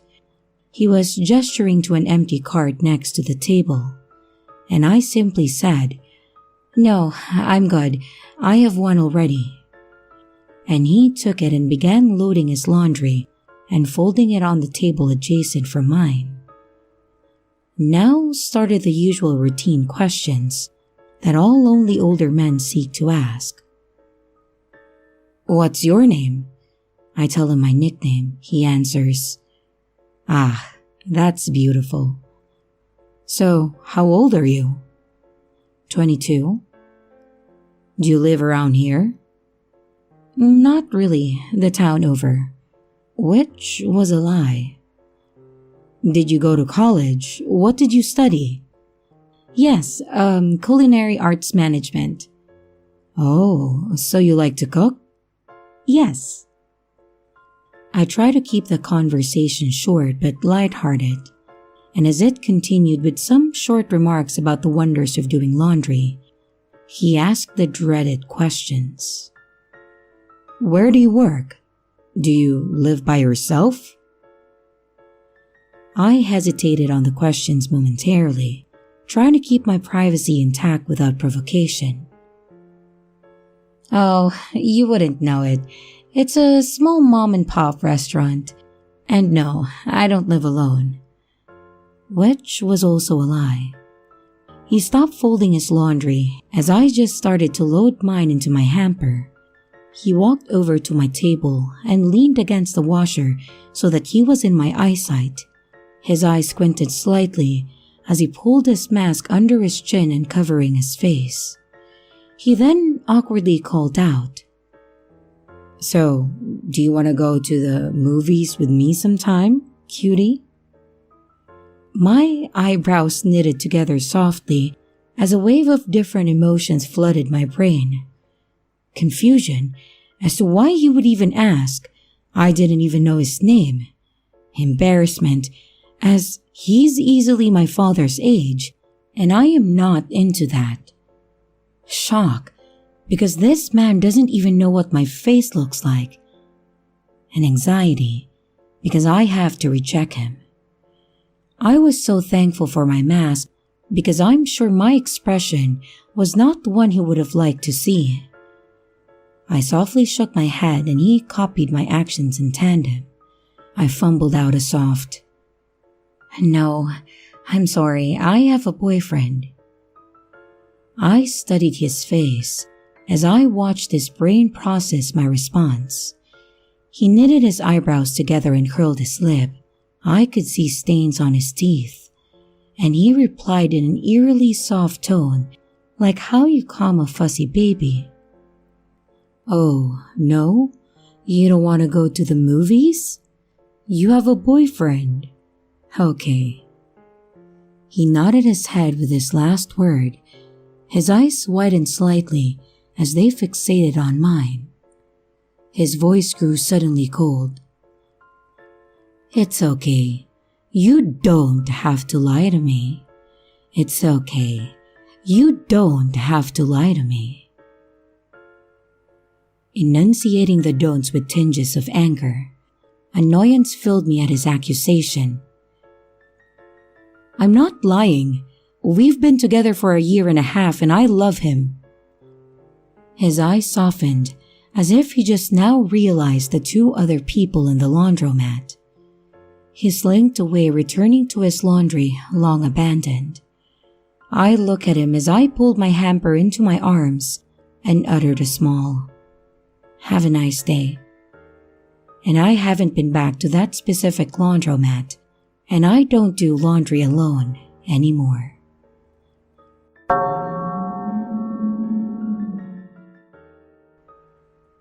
I was a year 2 nursing student from College East in 2006. I was attached to SGH for my IA as it was part of my module to pass my course. It happened in Block 4, Level 3. I was attached to the ward there. Those who are nurses should know where I'm talking about. I have to spend 2 months there in that ward as I was in my 3rd week and I was serving a patient. His kidney was on a 2nd stage of renal failure, so which means that he is not too far from 3rd stage, which will cause him to die. As I spent a week serving him, I got to know about his family and his life. He was quite a friendly uncle, which often helped him pass my time faster through my shifts in my attachment, so I kinda spend more time with him talking than the other patients. After spending a good 2 weeks serving him, he has really become a friend. Then, on a Friday afternoon, when it was the end of my shift, I bid my farewell to him and that I'll see him on Monday as a healthier man. Monday came and I came in as usual. It was 7:15 a.m. and I was alone sitting at the counter waiting for the change of shift. I saw my favorite uncle walking to pass the counter to the toilet. I called out to him saying, "Hey, uncle, you can walk already." "That's good, that's good. Slowly walk, okay? Or you want me to help you?" He replied calmly, "It's okay, boy. I'm good. You've been a great help already. You got work to do, right? Go. Then he continued to walk on. As he turned into the corner before to enter the gents, he turned around and said, "Really, boy, thank you so much." As a nurse, you get these things kind of a lot, so I just went on doing my stuff. And as the shift changed and the passing of reports came, the report of my uncle was not mentioned in the daily report, so I questioned about his status. All the staff nurses were confused. "Why are you asking about him?" Then I said that I just saw him walking to the toilet just now. All the staff were shocked. Then one of the senior staff pulled me aside to ask me to stop talking. Then she told me that he had died yesterday due to a sudden worse renal failure which the doctors couldn't save. I did not believe it at first. I ran to check his former bed, and none of his stuff were there. Then I ran to check the toilet, and no one was inside at all. I couldn't believe it, but after a while, I accepted his death, and I went to read his case notes. He was pronounced dead the same time as I saw him on that very day, 7:15 a.m.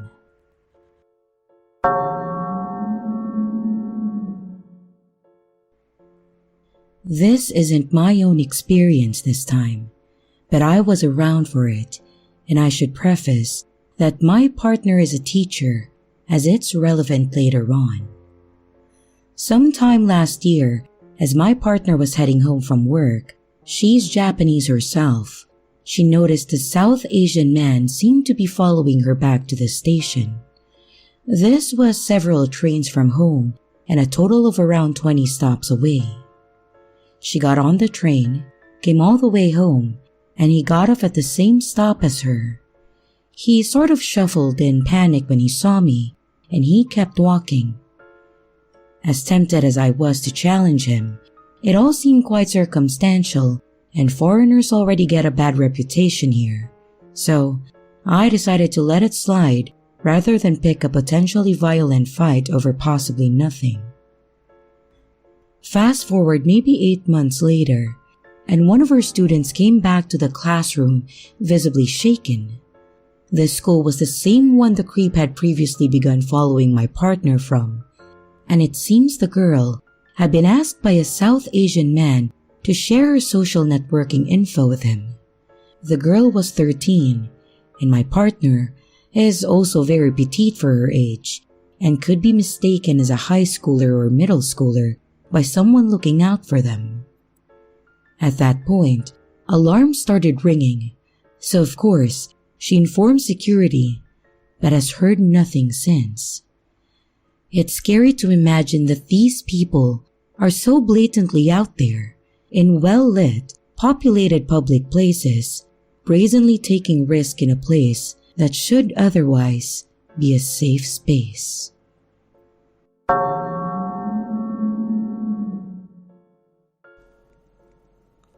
So everything started about 7 months ago in December of 2021.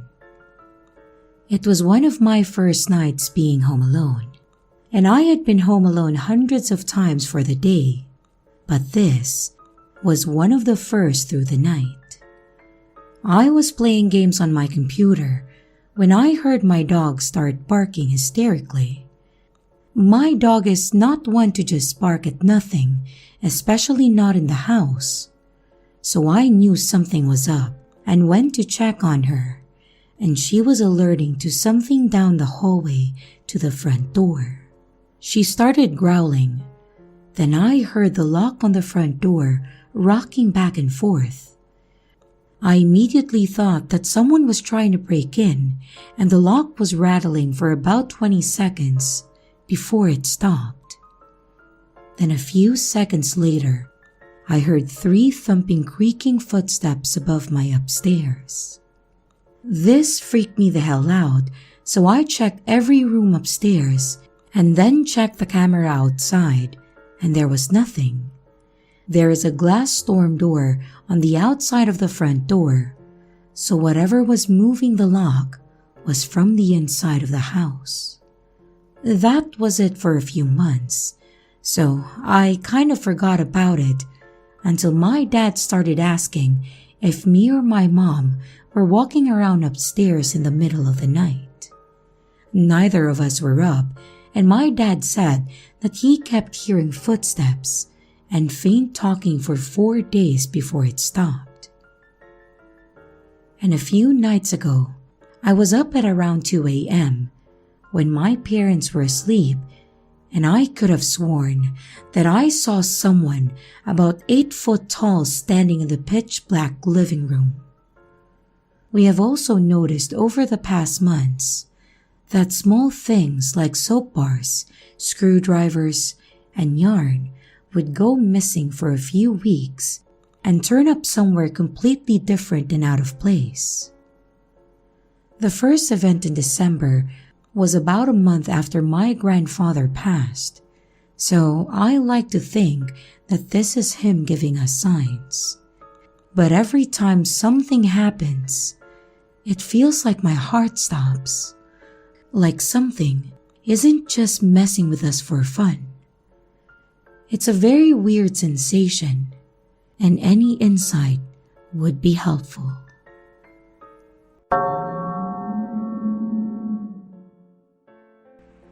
This happened quite a few years ago, but I was doing a summer program at a college out of state when I was in high school.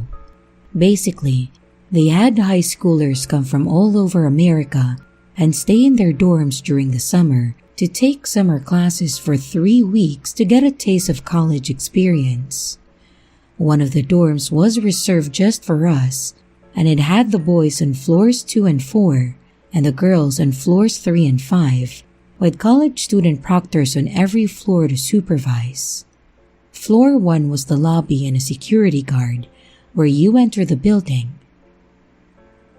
One night, my roommate and I were asleep in our room. We were all supposed to lock our doors, but us girls typically didn't because we like to shift rooms and sleep over with each other after lights out. So, our entire floor was pretty much unlocked.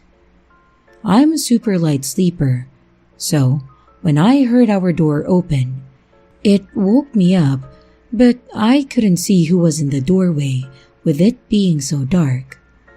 The person then quickly closed the door and left, which kind of felt weird, so I woke my roommate and told them. We texted the proctor, then decided to fall back asleep.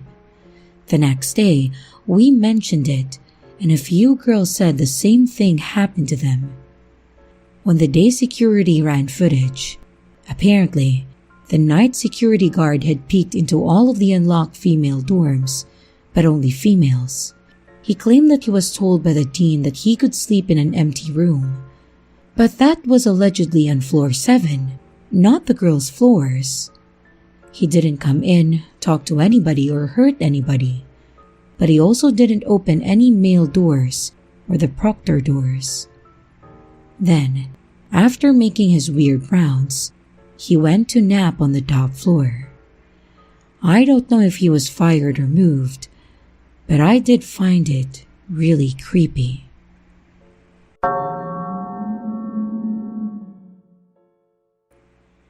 This story was told to me by my friend. It happened to her in her old university, but I wouldn't mention the name of the school in question as this is a true story and the school is ready to take legal action against it. Apparently, one student unfortunately died in this story, and it is a matter of assuaging the pain of the family and the people involved. This story you might have heard somewhere with a whole lot of different versions, but this would be the true version of it. My friend and I went to the same high school, and by the 4th year, we applied and got into different universities. My friend was taking nursing while I was in business accountancy, and with this, we lost time to hang out with each other. She would often just text me that she can't meet with me on most days, saying that she had to finish a bunch of homework. I told her why not do it at home?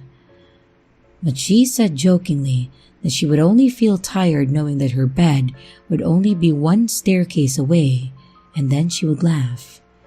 After our 3rd semester, I really never heard from her.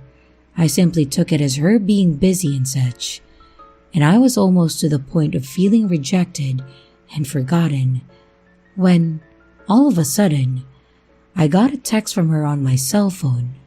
She just went, "Are you free tonight?" To which I felt a bit uneasy. She's never called like this. But that night, I called her and asked her where she wanted to meet. She said that she's on her way to my house. She arrived after a few minutes, and she got off a taxi and simply went straight towards me. At first, she hugged me tight, and to my surprise, she started crying and sobbing violently, as if something really troubled her. I tried comforting her, but she would not want to be touched, and she would shove my arms whenever I did. This really freaked me out. I was thinking maybe she lost it. And after a while, she mustered her strength to talk, but I could hardly figure out what she was trying to say as she kept on sobbing from time to time, until she finally managed to calm down with occasional sobs and sniffs, and she then relayed to me this story. I was on a night shift at school trying to catch up with our thesis. The instructor was a bit of a pushover, so I had to stay late in school. But fortunately enough, 5 of my classmates were just lagging behind like me and decided to do a group effort. But after a while, I had to go to the washroom to freshen up. I washed my face, and when I turned to look in the mirror, I saw a skinny dark figure, and it leaned its face, exposing it in the dim light. It was hairy in the arms and chest, and its face was skinny. I noticed 2 black spots on his bald head, which then appeared to be tiny horns. It flattened its lips, turning into a grin, and started to utter some sort of foreign language that I cannot understand. I immediately broke down and cried, and I held my palms together to pray. It reached out its hand towards me, to which I yelled, "Panginoon! Panginoon! Saklolo!" which translates to, "God, oh God, rescue me!"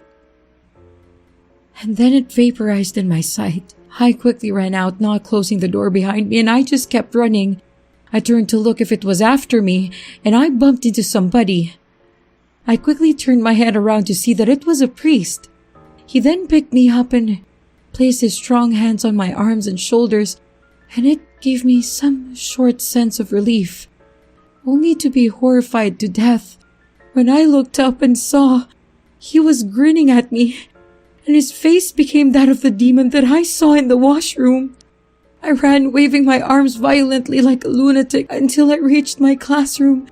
My classmates all rushed to me as I ran out of breath, crying without any sound as my vocal cords have given up on me during this horrifying ordeal.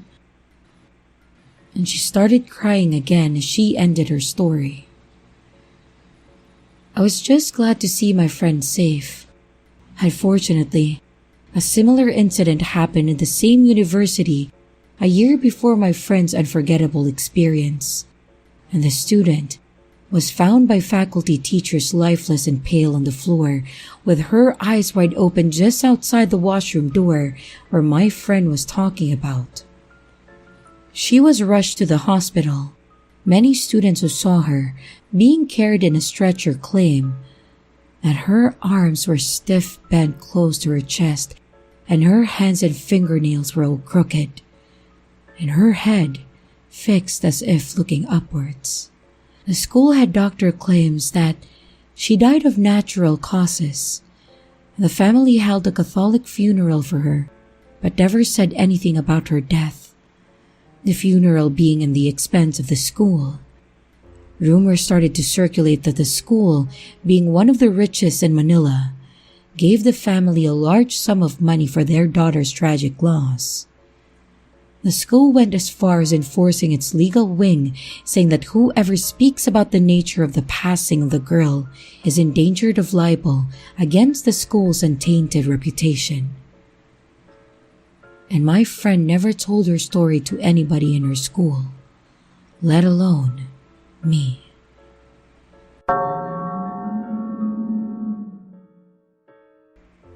The story happened somewhere at the second semester in high school, and I was waiting for the public bus to take to go home, since I didn't want to be cramped in a school bus with a narrow passageway any longer, and neither of my family members couldn't pick me up most of the time, but there are some days that only my dad picks me up after school.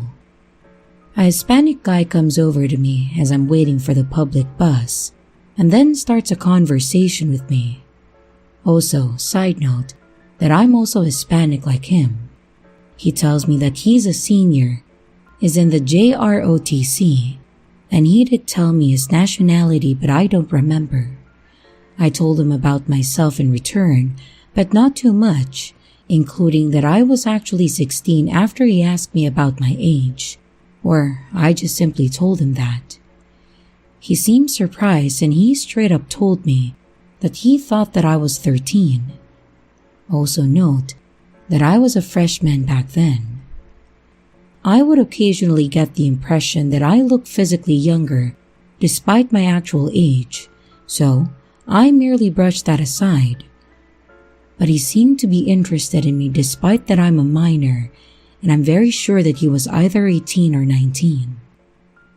I did end up exchanging my Kik username a few days later due to me assuming that he was just being nice.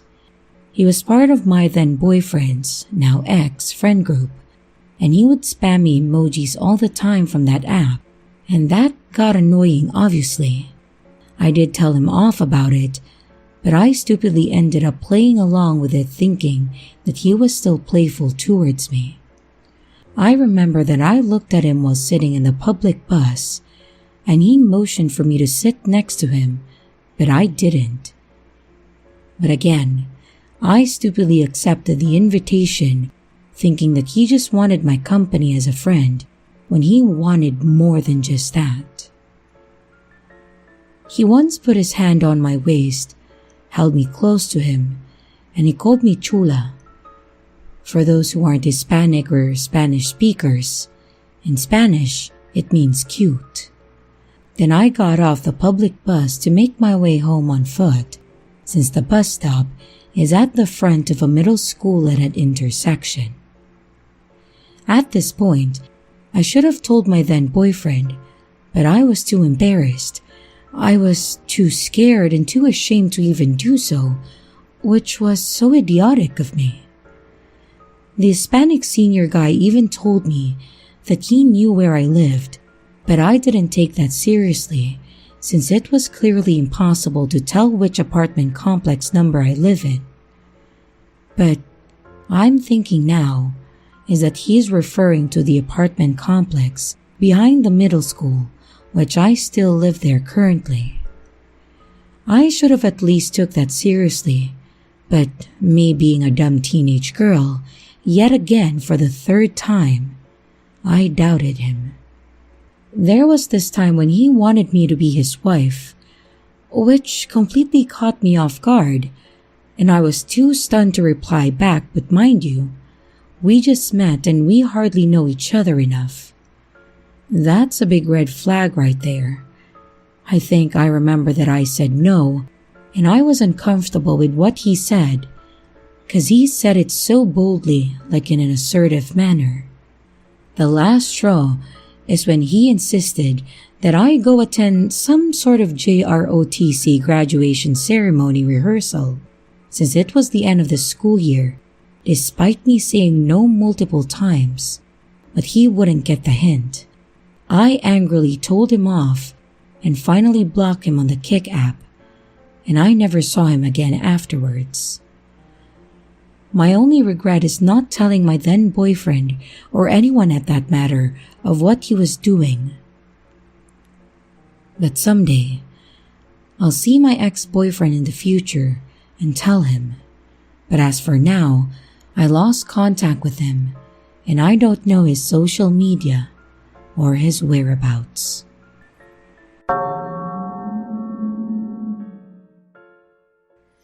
This happened in a public university in Malaysia, but I cannot remember which one. This story happened in the girls' hostel block. It happened many years ago, and the freshmen were having their orientation week. One girl was allocated in a double sharing room, but was living alone. She did not have any roommate.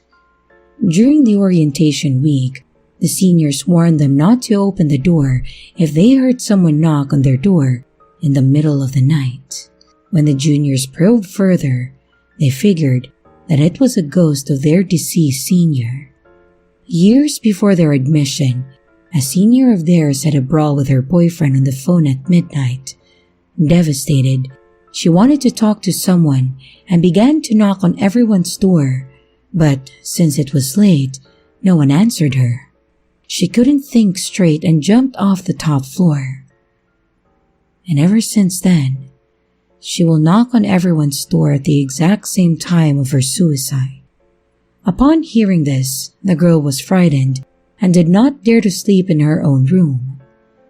When night fell, she couldn't sleep and kept thinking about the story. The clock ticked and the time came. She heard distant knocking from one end of the corridor, starting from the first room, and the knocks will be followed by a lady's voice. "Is anyone willing to talk to me?"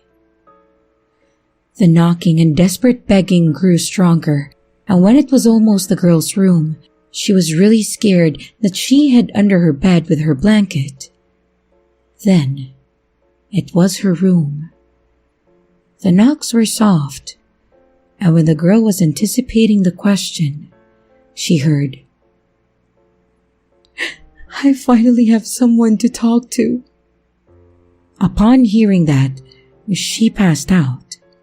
After that, she learned that when the senior committed suicide, her head landed first, so in her ghostly form, she was walking with her head on the floor and legs facing the sky. The junior girl did a mistake by hiding under her bed, where her senior could see her through the door gap.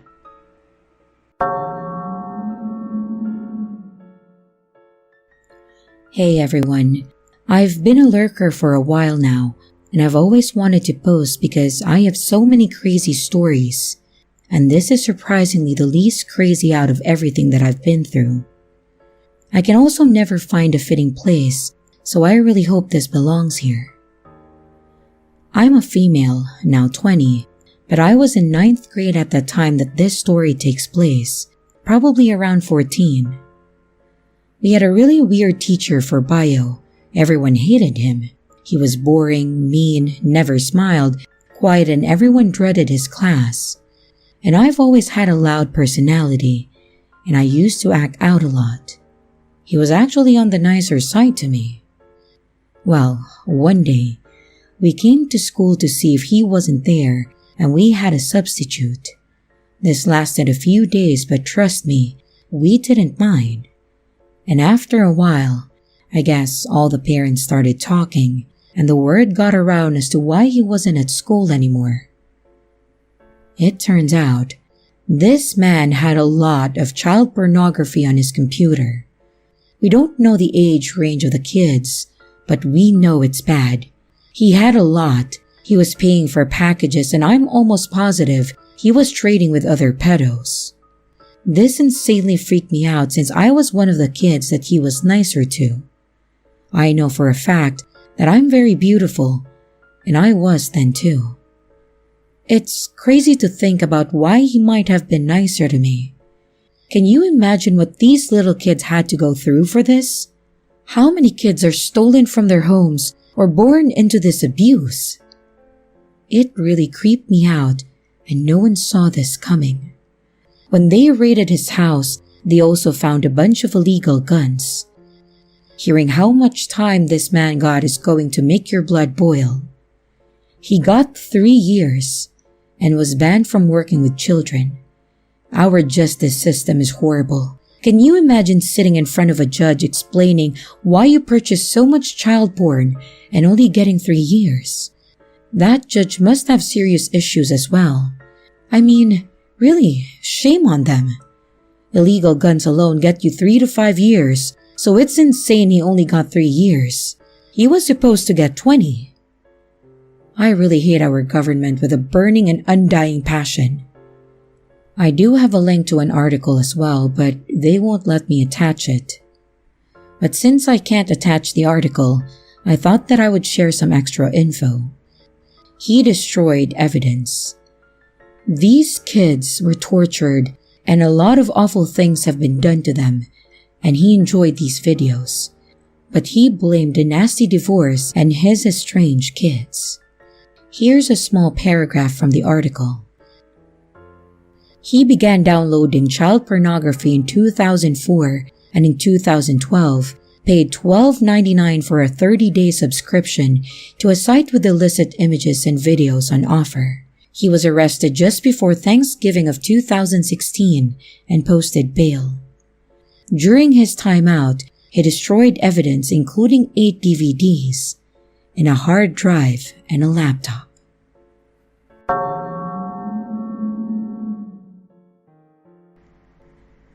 So another post reminded me of this man.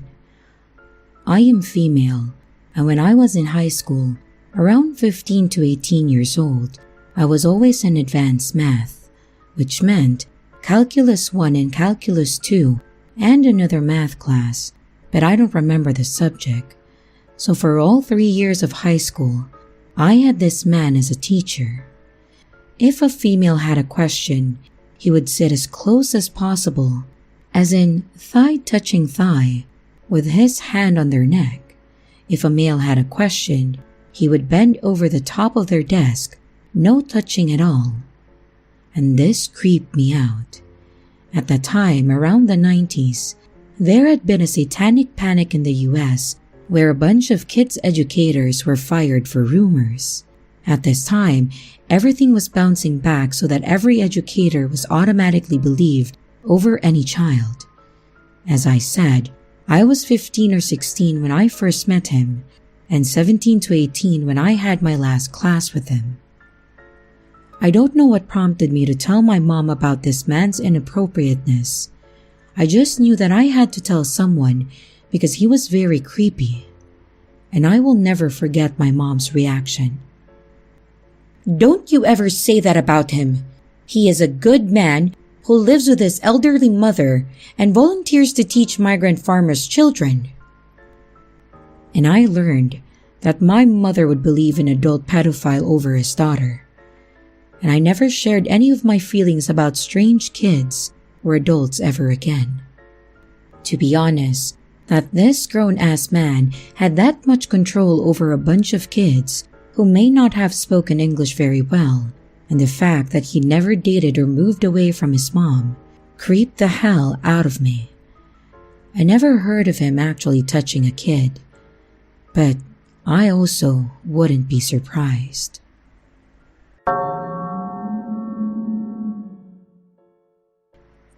It was 3 years ago during June holidays. I was taking my O-levels and we had art lessons on that particular day. We were doing our batik designs, and suddenly I had to go to the toilet. It was on the same level, the 4th floor, as the class that we were in, but it's at the far end. So I asked one of my friends to accompany me because she also wants to go. So after I finished and she was still in the cubicle, I heard faint baby cries like from in the building itself. So when she finished, I didn't tell her anything. Only when we were outside and a few meters away did I tell her. She said that she didn't hear anything. So when we reached the classroom, I tell my Malaysian friends about it. The guys suddenly got excited for nothing, and then we decided to have an adventure in the girls' toilet. 2 classes combined of girls and boys from the Malaysian group.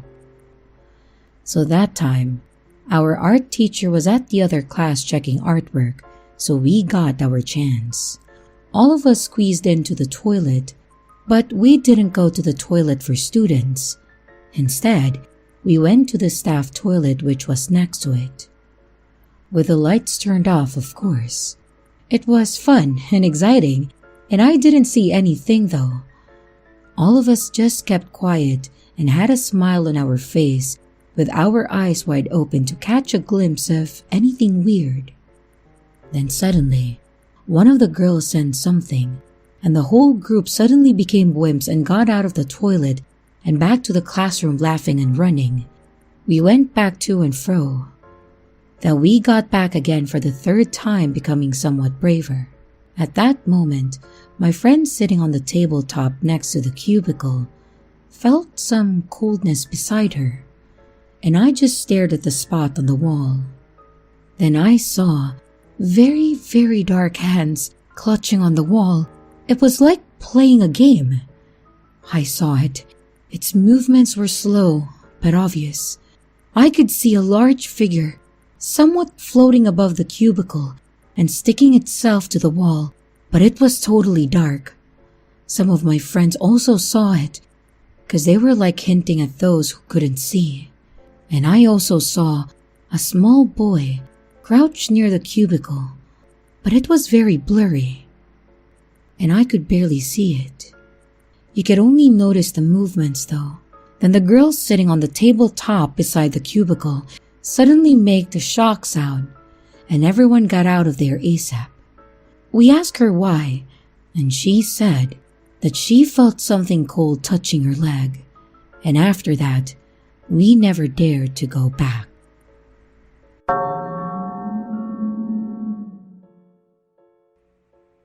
The bell rang, and Miss Lee entered her favorite class, Class 3B. This class was full of mischievous 15-year-old boys and girls. After the usual good mornings, Miss Lee proceeded to stand in front of the class and started to open her geography textbook. Sitting right in front of her were two of her most favorite naughty Chinese girls, Shanna and Adele. They kept talking and giggling even though Miss Lee was already starting her lesson. Suddenly, the two girls stopped talking and started to stare at the direction of the teacher's desk, which was at the front right part of the class. And they turned pale. Miss Lee was puzzled. She moved towards the desk trying to figure out what the girls were staring. And the whole class suddenly became as quiet as the graves. Finding nothing, Miss Lee sat on the desk and continued her lecture from there. Suddenly, the two girls started shivering and screaming, and almost immediately, both ran out of the class screaming, with the entire class amused, watching their most comical antics. Miss Lee told the monitor to take care of the class and quickly rushed after the two girls. The two girls ran downstairs and into the cafeteria, and they sat there wailing and screaming. Teachers from the nearby staff room came out and went to see what had transpired, because the girls could not stop screaming for the next 20 minutes. And finally, the teachers managed to calm them down. Later, they were sent to the counseling room, and they told the counselor what they saw in the classroom. "We saw an old, horrible-looking woman standing behind the desk. She was looking at us, smiling at us," said Shanna. "Yes, Miss Lee went to sit by the desk, and the woman suddenly floated behind Miss Lee," added Adele. The counselor asked, "Both of you saw the same woman?" Yes, replied the two girls. Their parents were called to the school, and they were allowed to go home after that traumatic experience. But nobody saw anything after that.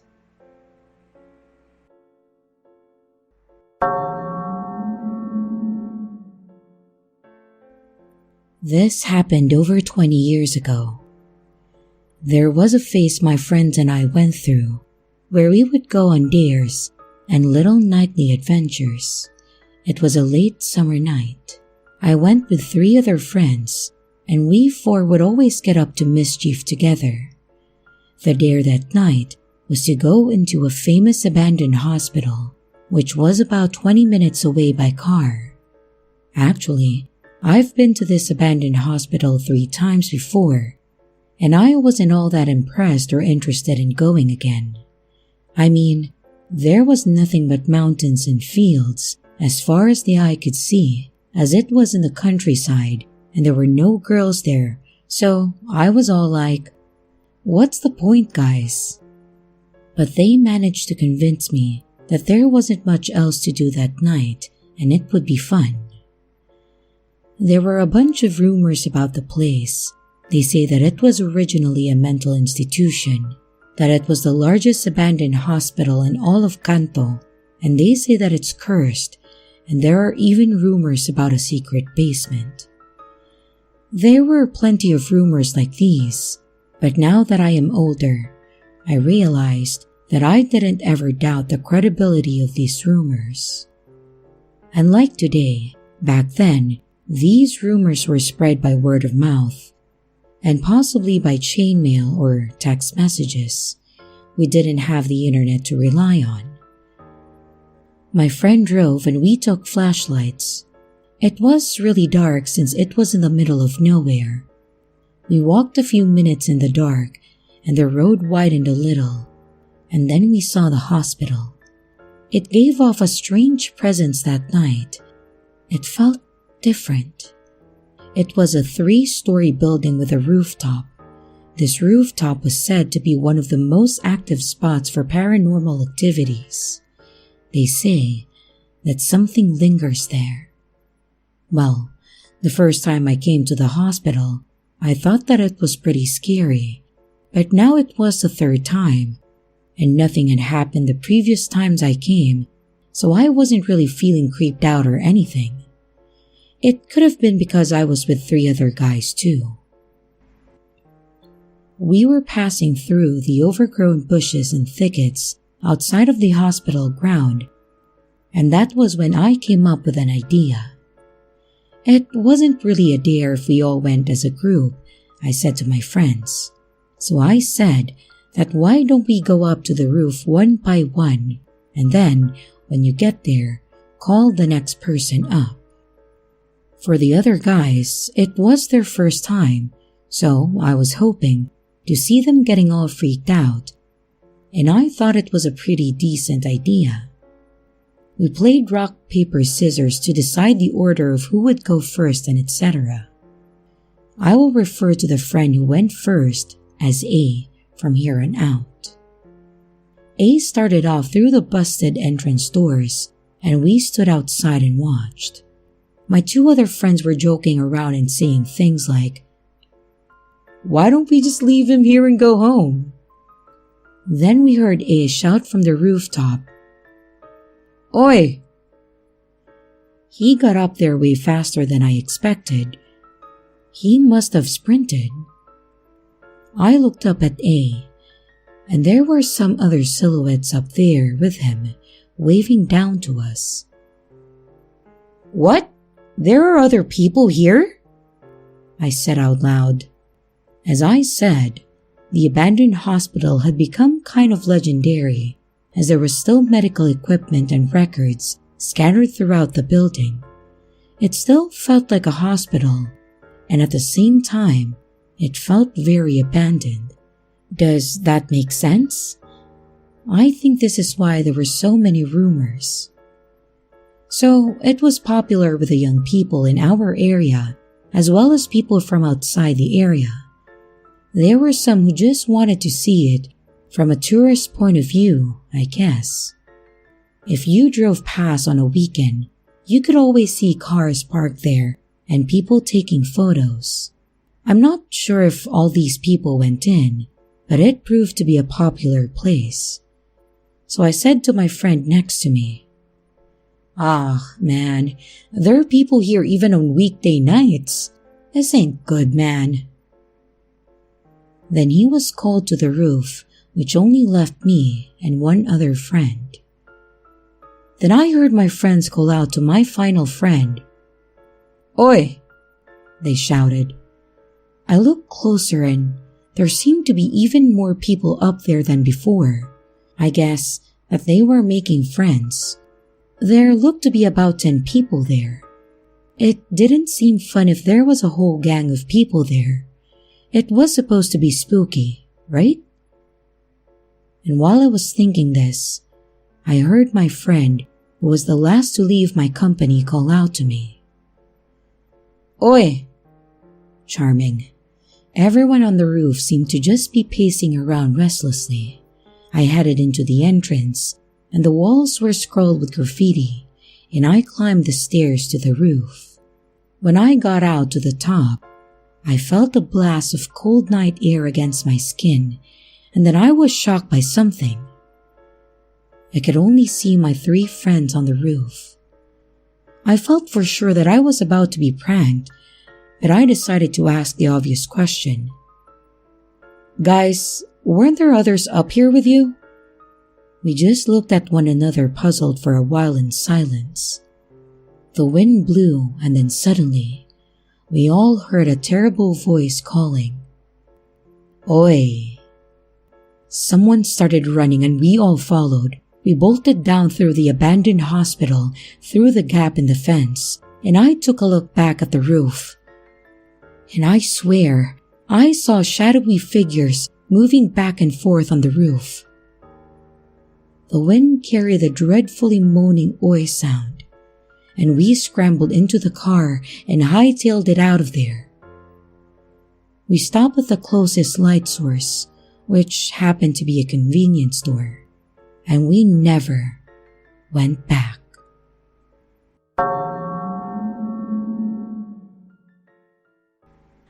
I am a doctor, and I have worked in many hospitals.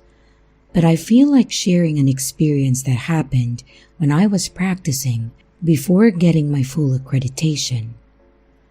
I was sent to a hospital to earn my stripes, and this is what happened out there.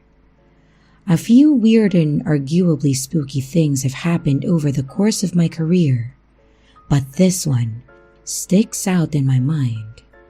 Let me explain a little about the layout of the hospital. The main building is basically shaped like a capital letter L. There was a newer part of the building, which was just off the L, just at the tip of the long side of that L. The main building was really run down and old, and the lights were usually out at night if they weren't broken. It wasn't a great place to be. The nurses' area was well lit, just this long L shape wasn't. So, as you might expect, as a junior doctor on the night shift in a place which was ill lit, yeah, I had my apprehensions and I had to wrestle with some fear there. The nurses' station was well lit though, and that's where I chose to hang out since I was on call. I sat there dreading the call, not because I didn't want to help or fulfill my oath, but I just hated venturing into the darkness alone. Well, one early morning during the infancy of my residency, I received a call. I think it came in at around 2 a.m. It was from a patient at the new building. But I knew that to get to the new building, I would have to pass through the L-shaped dark old building, as I mentioned before. I was scared of the dark, but more scared of the patients. The hospital that I was earning my stripes in was one for the mentally insane. Usually, you wouldn't see the patients unless you weren't in their specific room or into the isolation wards. Now, I want to tell you that I was very careful each time I unlocked the door, just in case there was a patient on the other side of it. And since it was 2 a.m., I was reasonably confident that all but one patient who called would be in bed asleep. So, I checked that there was no one in the L-shaped building, and I began heading towards the main building to answer the call. All the doors in the building are sliding doors, and they all face the hallway. I was a little nervous that one of them would slide open, and that I would be alone in the dark with a patient. I decided to walk as quickly as I could so that I could get to the new brighter building as fast as I could. And I had a long way to go, and I was dreading it. Usually, I'm not so jumpy. But for some reason, that night I was. With every step I took, I heard my heels echo in the hall. Then, I heard another sound mix in. Another set of footprints. I stopped, and then the footprints behind me stopped after a step or two. Never in my life before or after has it felt like every strand of hair was standing on end. I decided to start walking quickly, but the second that I did, I heard the footsteps behind me develop into a run, and they were getting closer. I ran for a few meters and stopped out of pure fear. My legs wouldn't carry me. I was faced with a terrible dilemma: to look back or not. I tried to push the notion of a ghostly spirit chasing me out of my mind. I had a duty of care. I pulled myself together for the sake of the patients. But I'll admit, I was terrified of whatever had been chasing me. I looked back, and there was no one there. That was enough. I panicked and scrambled for any available light source, but as I turned to run, I felt a sharp pull. Something had a hold of my lab coat and was pulling me back into the dark. I felt a new emotion. Anger had now replaced fear. I must have been struggling to get away for about 10 seconds. It could have been less. Before, I saw nothing when I turned back, but now I was certain that I would. as I noticed something in my peripheral field of vision. I turned and I was faced with a very small framed old lady. She couldn't have been taller than 130 to 140 centimeters. That's about 4 feet 5 inches. It was a patient, and thank God it was. I took her back to her room and asked to go back to sleep. She was silent and complicit. I headed to the main building to answer that call, and I continued to think about her though. I was about 180 centimeters, or about 5'9", and she wasn't there when I looked back. I had no idea how she was able to sneak up on me and where she hid when I turned around, not to mention the reason why she didn't want anything. I should have heard her sliding a door open maybe, or was she waiting for someone that whole time in the dark? It was silent in that hallway. It was very mysterious. I was too scared to go back through that hallway again that night, so I stayed in the other newer ward. Since I was in a hospital, I chose to believe that it was a patient rather than something paranormal. And it's an experience that I won't ever forget.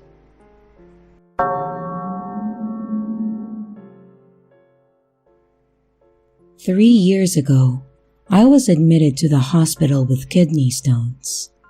It was horrible. On the first day, I was pretty much okay during the daytime, but at night, I felt pain like you wouldn't believe. It really was the worst pain that I have ever felt in my life. It got so bad that night that I was thinking of calling the nurse, but I thought that I would try to endure it for as long as possible. I thought that, if the stone passed, the pain would go away.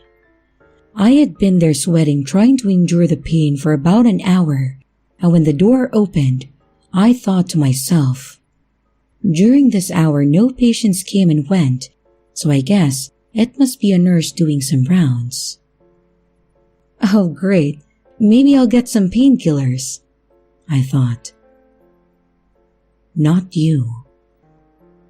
I heard a male voice mutter in a soft voice. It seemed like the owner of that voice was shuffling around in slippers. He was going around the beds, and I was in a 6th bedroom, and at night all the partition curtains were drawn.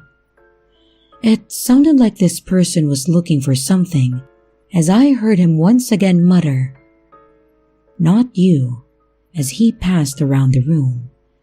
I started to feel sick and chills were shooting up my back.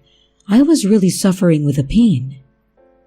I could see a silhouette through the partition curtains. I didn't want this guy to know that I was awake because then I would have to speak to him. And because I was hurting, there was no way that I wanted to have a chit-chat. I laid my head on the pillow and closed my eyes. And the next thing I knew, it was morning. Because I was new in the hospital, I felt that I didn't know the people in my room well enough to ask them about last night. Like I said, I was in a 6th bedroom, and everyone in here seemed to be in for various minor issues. I read the room and understood that it wasn't a particularly talkative bunch. No one wants to chat much if they are in pain, I guess. After a day or two passed, there was a change in the room. The guy who was next to me left, and the new guy came in. The new guy was a middle-aged man. He was more talkative than the others, and we had a short conversation, and he told me that he was in the hospital with gastric pain, and he suspected it was a stomach ulcer. He said that he would be moving on to another ward after the surgery. I was still in pain with the descent of the stones into my bladder, and it was getting really bad now. The pain was back with a vengeance. It was nighttime when the pain got worse again. It was similar to that night, and I heard the man walk around the ward. Then just like clockwork, I heard the same low male voice mutter, "Not you." What the hell was this guy doing here again? I wondered. Then I heard him say something different for the first time. "You," he said. I heard his voice very close to my ear. I couldn't turn my body to face that direction due to the pain, and I could only turn my head. Maybe it was more than just pain, come to think of it.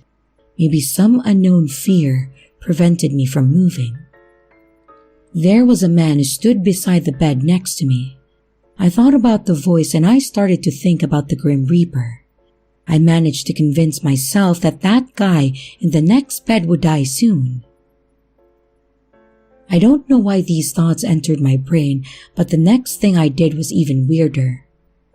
I tried to summon enough energy to throw open the partition curtains, and I felt waves of panic wash over my mind.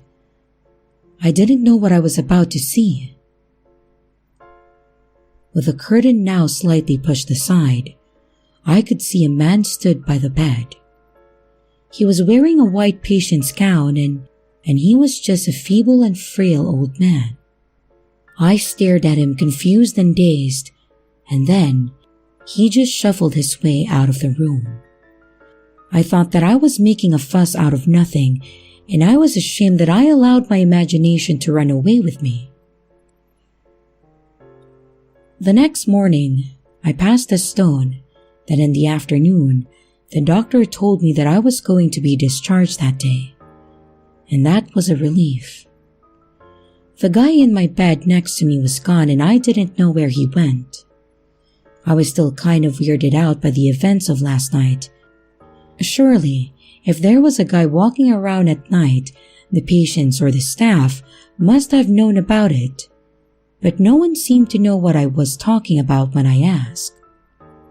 Before I left, and now that I was able to move, I decided to take a little walk to see if I could find the guy who was next to me in the 6th bedroom.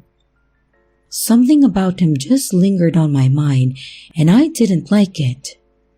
I wanted to settle my curiosity, and I hope he was okay. I went and asked the doctor about him, and I found out that the man was now in the intensive care ward. He looked almost unconscious. He looked very thin, and his face was almost expressionless. There was only a little pink left in his cheeks. I think I escaped something unworldly in that hospital.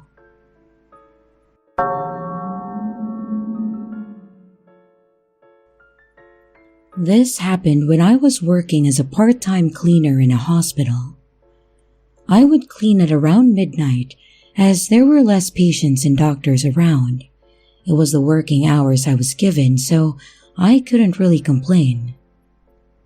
One night, after all my cleaning was done, and I had put all my equipment away, I got in the elevator and headed for the ground floor. At that time, there were no doctors, nurses, or anyone around. It was really quiet, and I couldn't hear or see any of the patients. I got in the elevator and pressed the button for the ground floor, like always. Except this time, when I pressed it, the doors closed and the elevator went down. Despite me pressing the button for the ground floor of the elevator, it went down to the underground floors. I continued to press the button for the ground floor, but it was no good. The elevator stopped at the 2nd basement floor. It was really weird. It had never happened before. I didn't like this floor, especially not at night, because all that was down there were post-mortem examination rooms in the morgue. Who is calling the elevator down here at this time of night? I wondered. I was the only night shift worker that night. Why was someone messing with the elevator? I got out of the elevator on this floor, and I went to check if anyone had wandered down here. The jolting sound of the elevator doors closing shocked me, and the elevator started heading back up. It was going non-stop to the highest floor in the building. I couldn't understand why, as there was nothing but a storeroom and a door which accesses the roof up there. It was off limits to patients, and only cleaning staff like me had any business going up there. I called the elevator back to the floor I was on, and it finally arrived and the doors opened. There was no one in the elevator, but there was something wrong.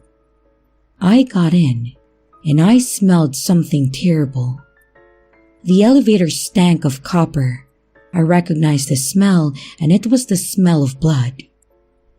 It was inside the elevator, and yet the elevator was clean. I couldn't bear being in that elevator. I had to get out and use the stairs on the floor above.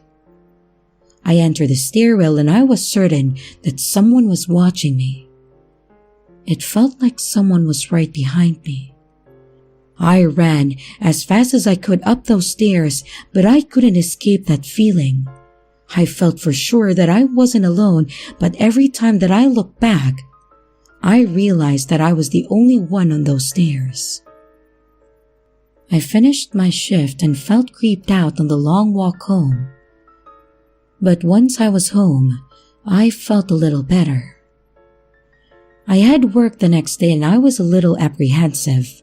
I saw some of my colleagues and they were asking me if I heard the news about last night. I said that I didn't know, and I asked what happened. They said that someone had taken the elevator to the top floor and jumped. They said that the body was admitted to the morgue last night. It was shocking to hear that. I didn't really believe in anything paranormal, so I didn't even make a connection to what happened the night before, and I just got on with my work. The next day was a day off for me, and I invited a friend over for a few drinks. He is a pretty strange guy to some, I guess. He claims to have the second sight, the ability to sense the presence of the dead. I thought that he might get a kick out of my little mysterious experience, so I told him what happened. He listened carefully, but he began to get a little fidgety. I figured that he just needed the toilet, so I ignored him. Then suddenly, he shot to his feet and said, "I am leaving." I asked what the problem was. I said I had loads more of booze, and I needed his help to drink it all. He couldn't be convinced to stay though. I was annoyed at him, and instead of staying up and drinking alone, I decided to go to bed. I had a terrible nightmare that night. I was being forced into this small and confined area.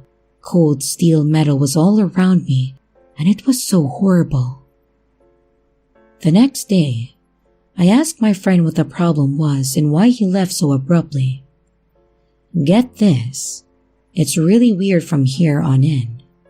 He said that while I was talking, for some reason, he looked over towards my door and saw a woman peering at us through the gap in the letterbox.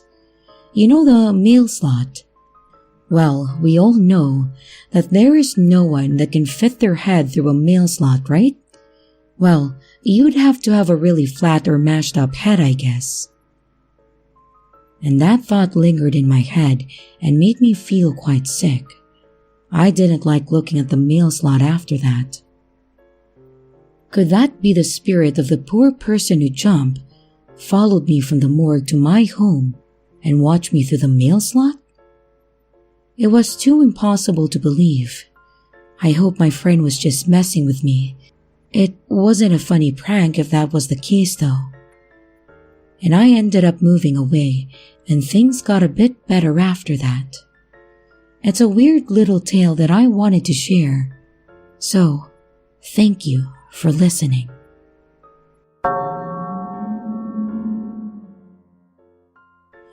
I used to work in a hospital in the countryside, right in the middle of nowhere.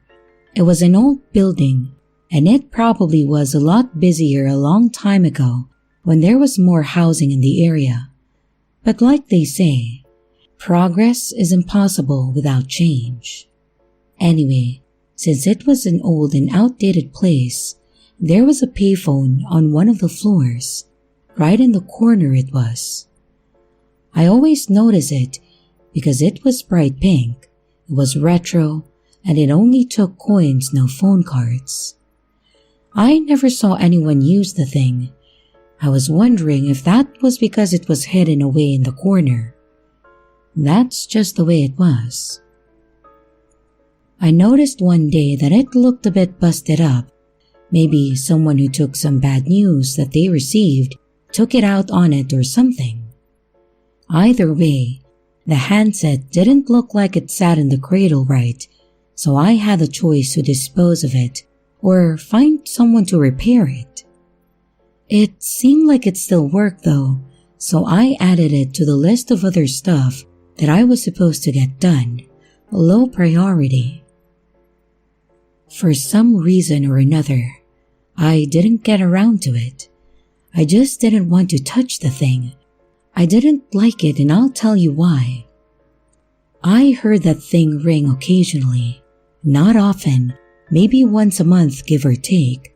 I mean, who would be calling a hospital payphone? Especially late at night. It always rang late at night. I heard it ringing during the night shift about a dozen times. Call me crazy, but I started to count how many seconds it rang for. It was always 10 seconds. It was in the corner of a quiet ward, so it was always quite alarming when you would hear that retro payphone ring. The trill of that ring echoed through the long corridors. I have to admit, when it rang, it was pretty creepy. I never tried to answer it, never wanted to. Something told me that I shouldn't answer it. Maybe it was down to the time it rang, or the quiet part of the hospital it was in, but something told me to stay clear. I didn't see anyone else answer it either. It was like there was some unwritten rule in the hospital about it. When it rang, the staff in the vicinity would ignore it, so after a while, you kind of ignore it too. One night, however, something changed. The phone rang as it usually did, and I looked over briefly, and then I heard the approaching footfall of a junior doctor. She went over and picked up the phone. I guess this was the first time she had heard it ring. A doctor down the hallway called out to her, and he told her to ignore it. But the young intern was full of vigor and eager to please, so she just went ahead and answered it cheerfully. I watched the whole thing. She didn't say a word. She held the phone close to her ear, and I watched her optimistic smile fade into a concerned frown. She then hung up. She looked so scared. Her personality wasn't so bubbly anymore. It was like that phone call took something from her. She grew darker and darker, and eventually she was signed off work with an illness.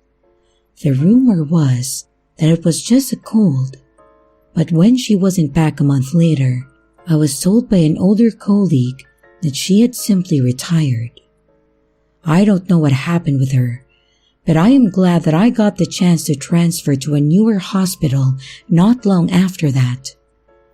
I don't know if that pink payphone is still there or not, and I hope it's not. Hello everyone, it's your creepy sister here. Thank you so much for watching the video. I really appreciate each and every one of you.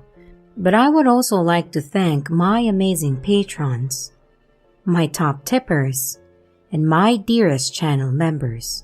Thank you very, very much. I really appreciate it with all of my heart.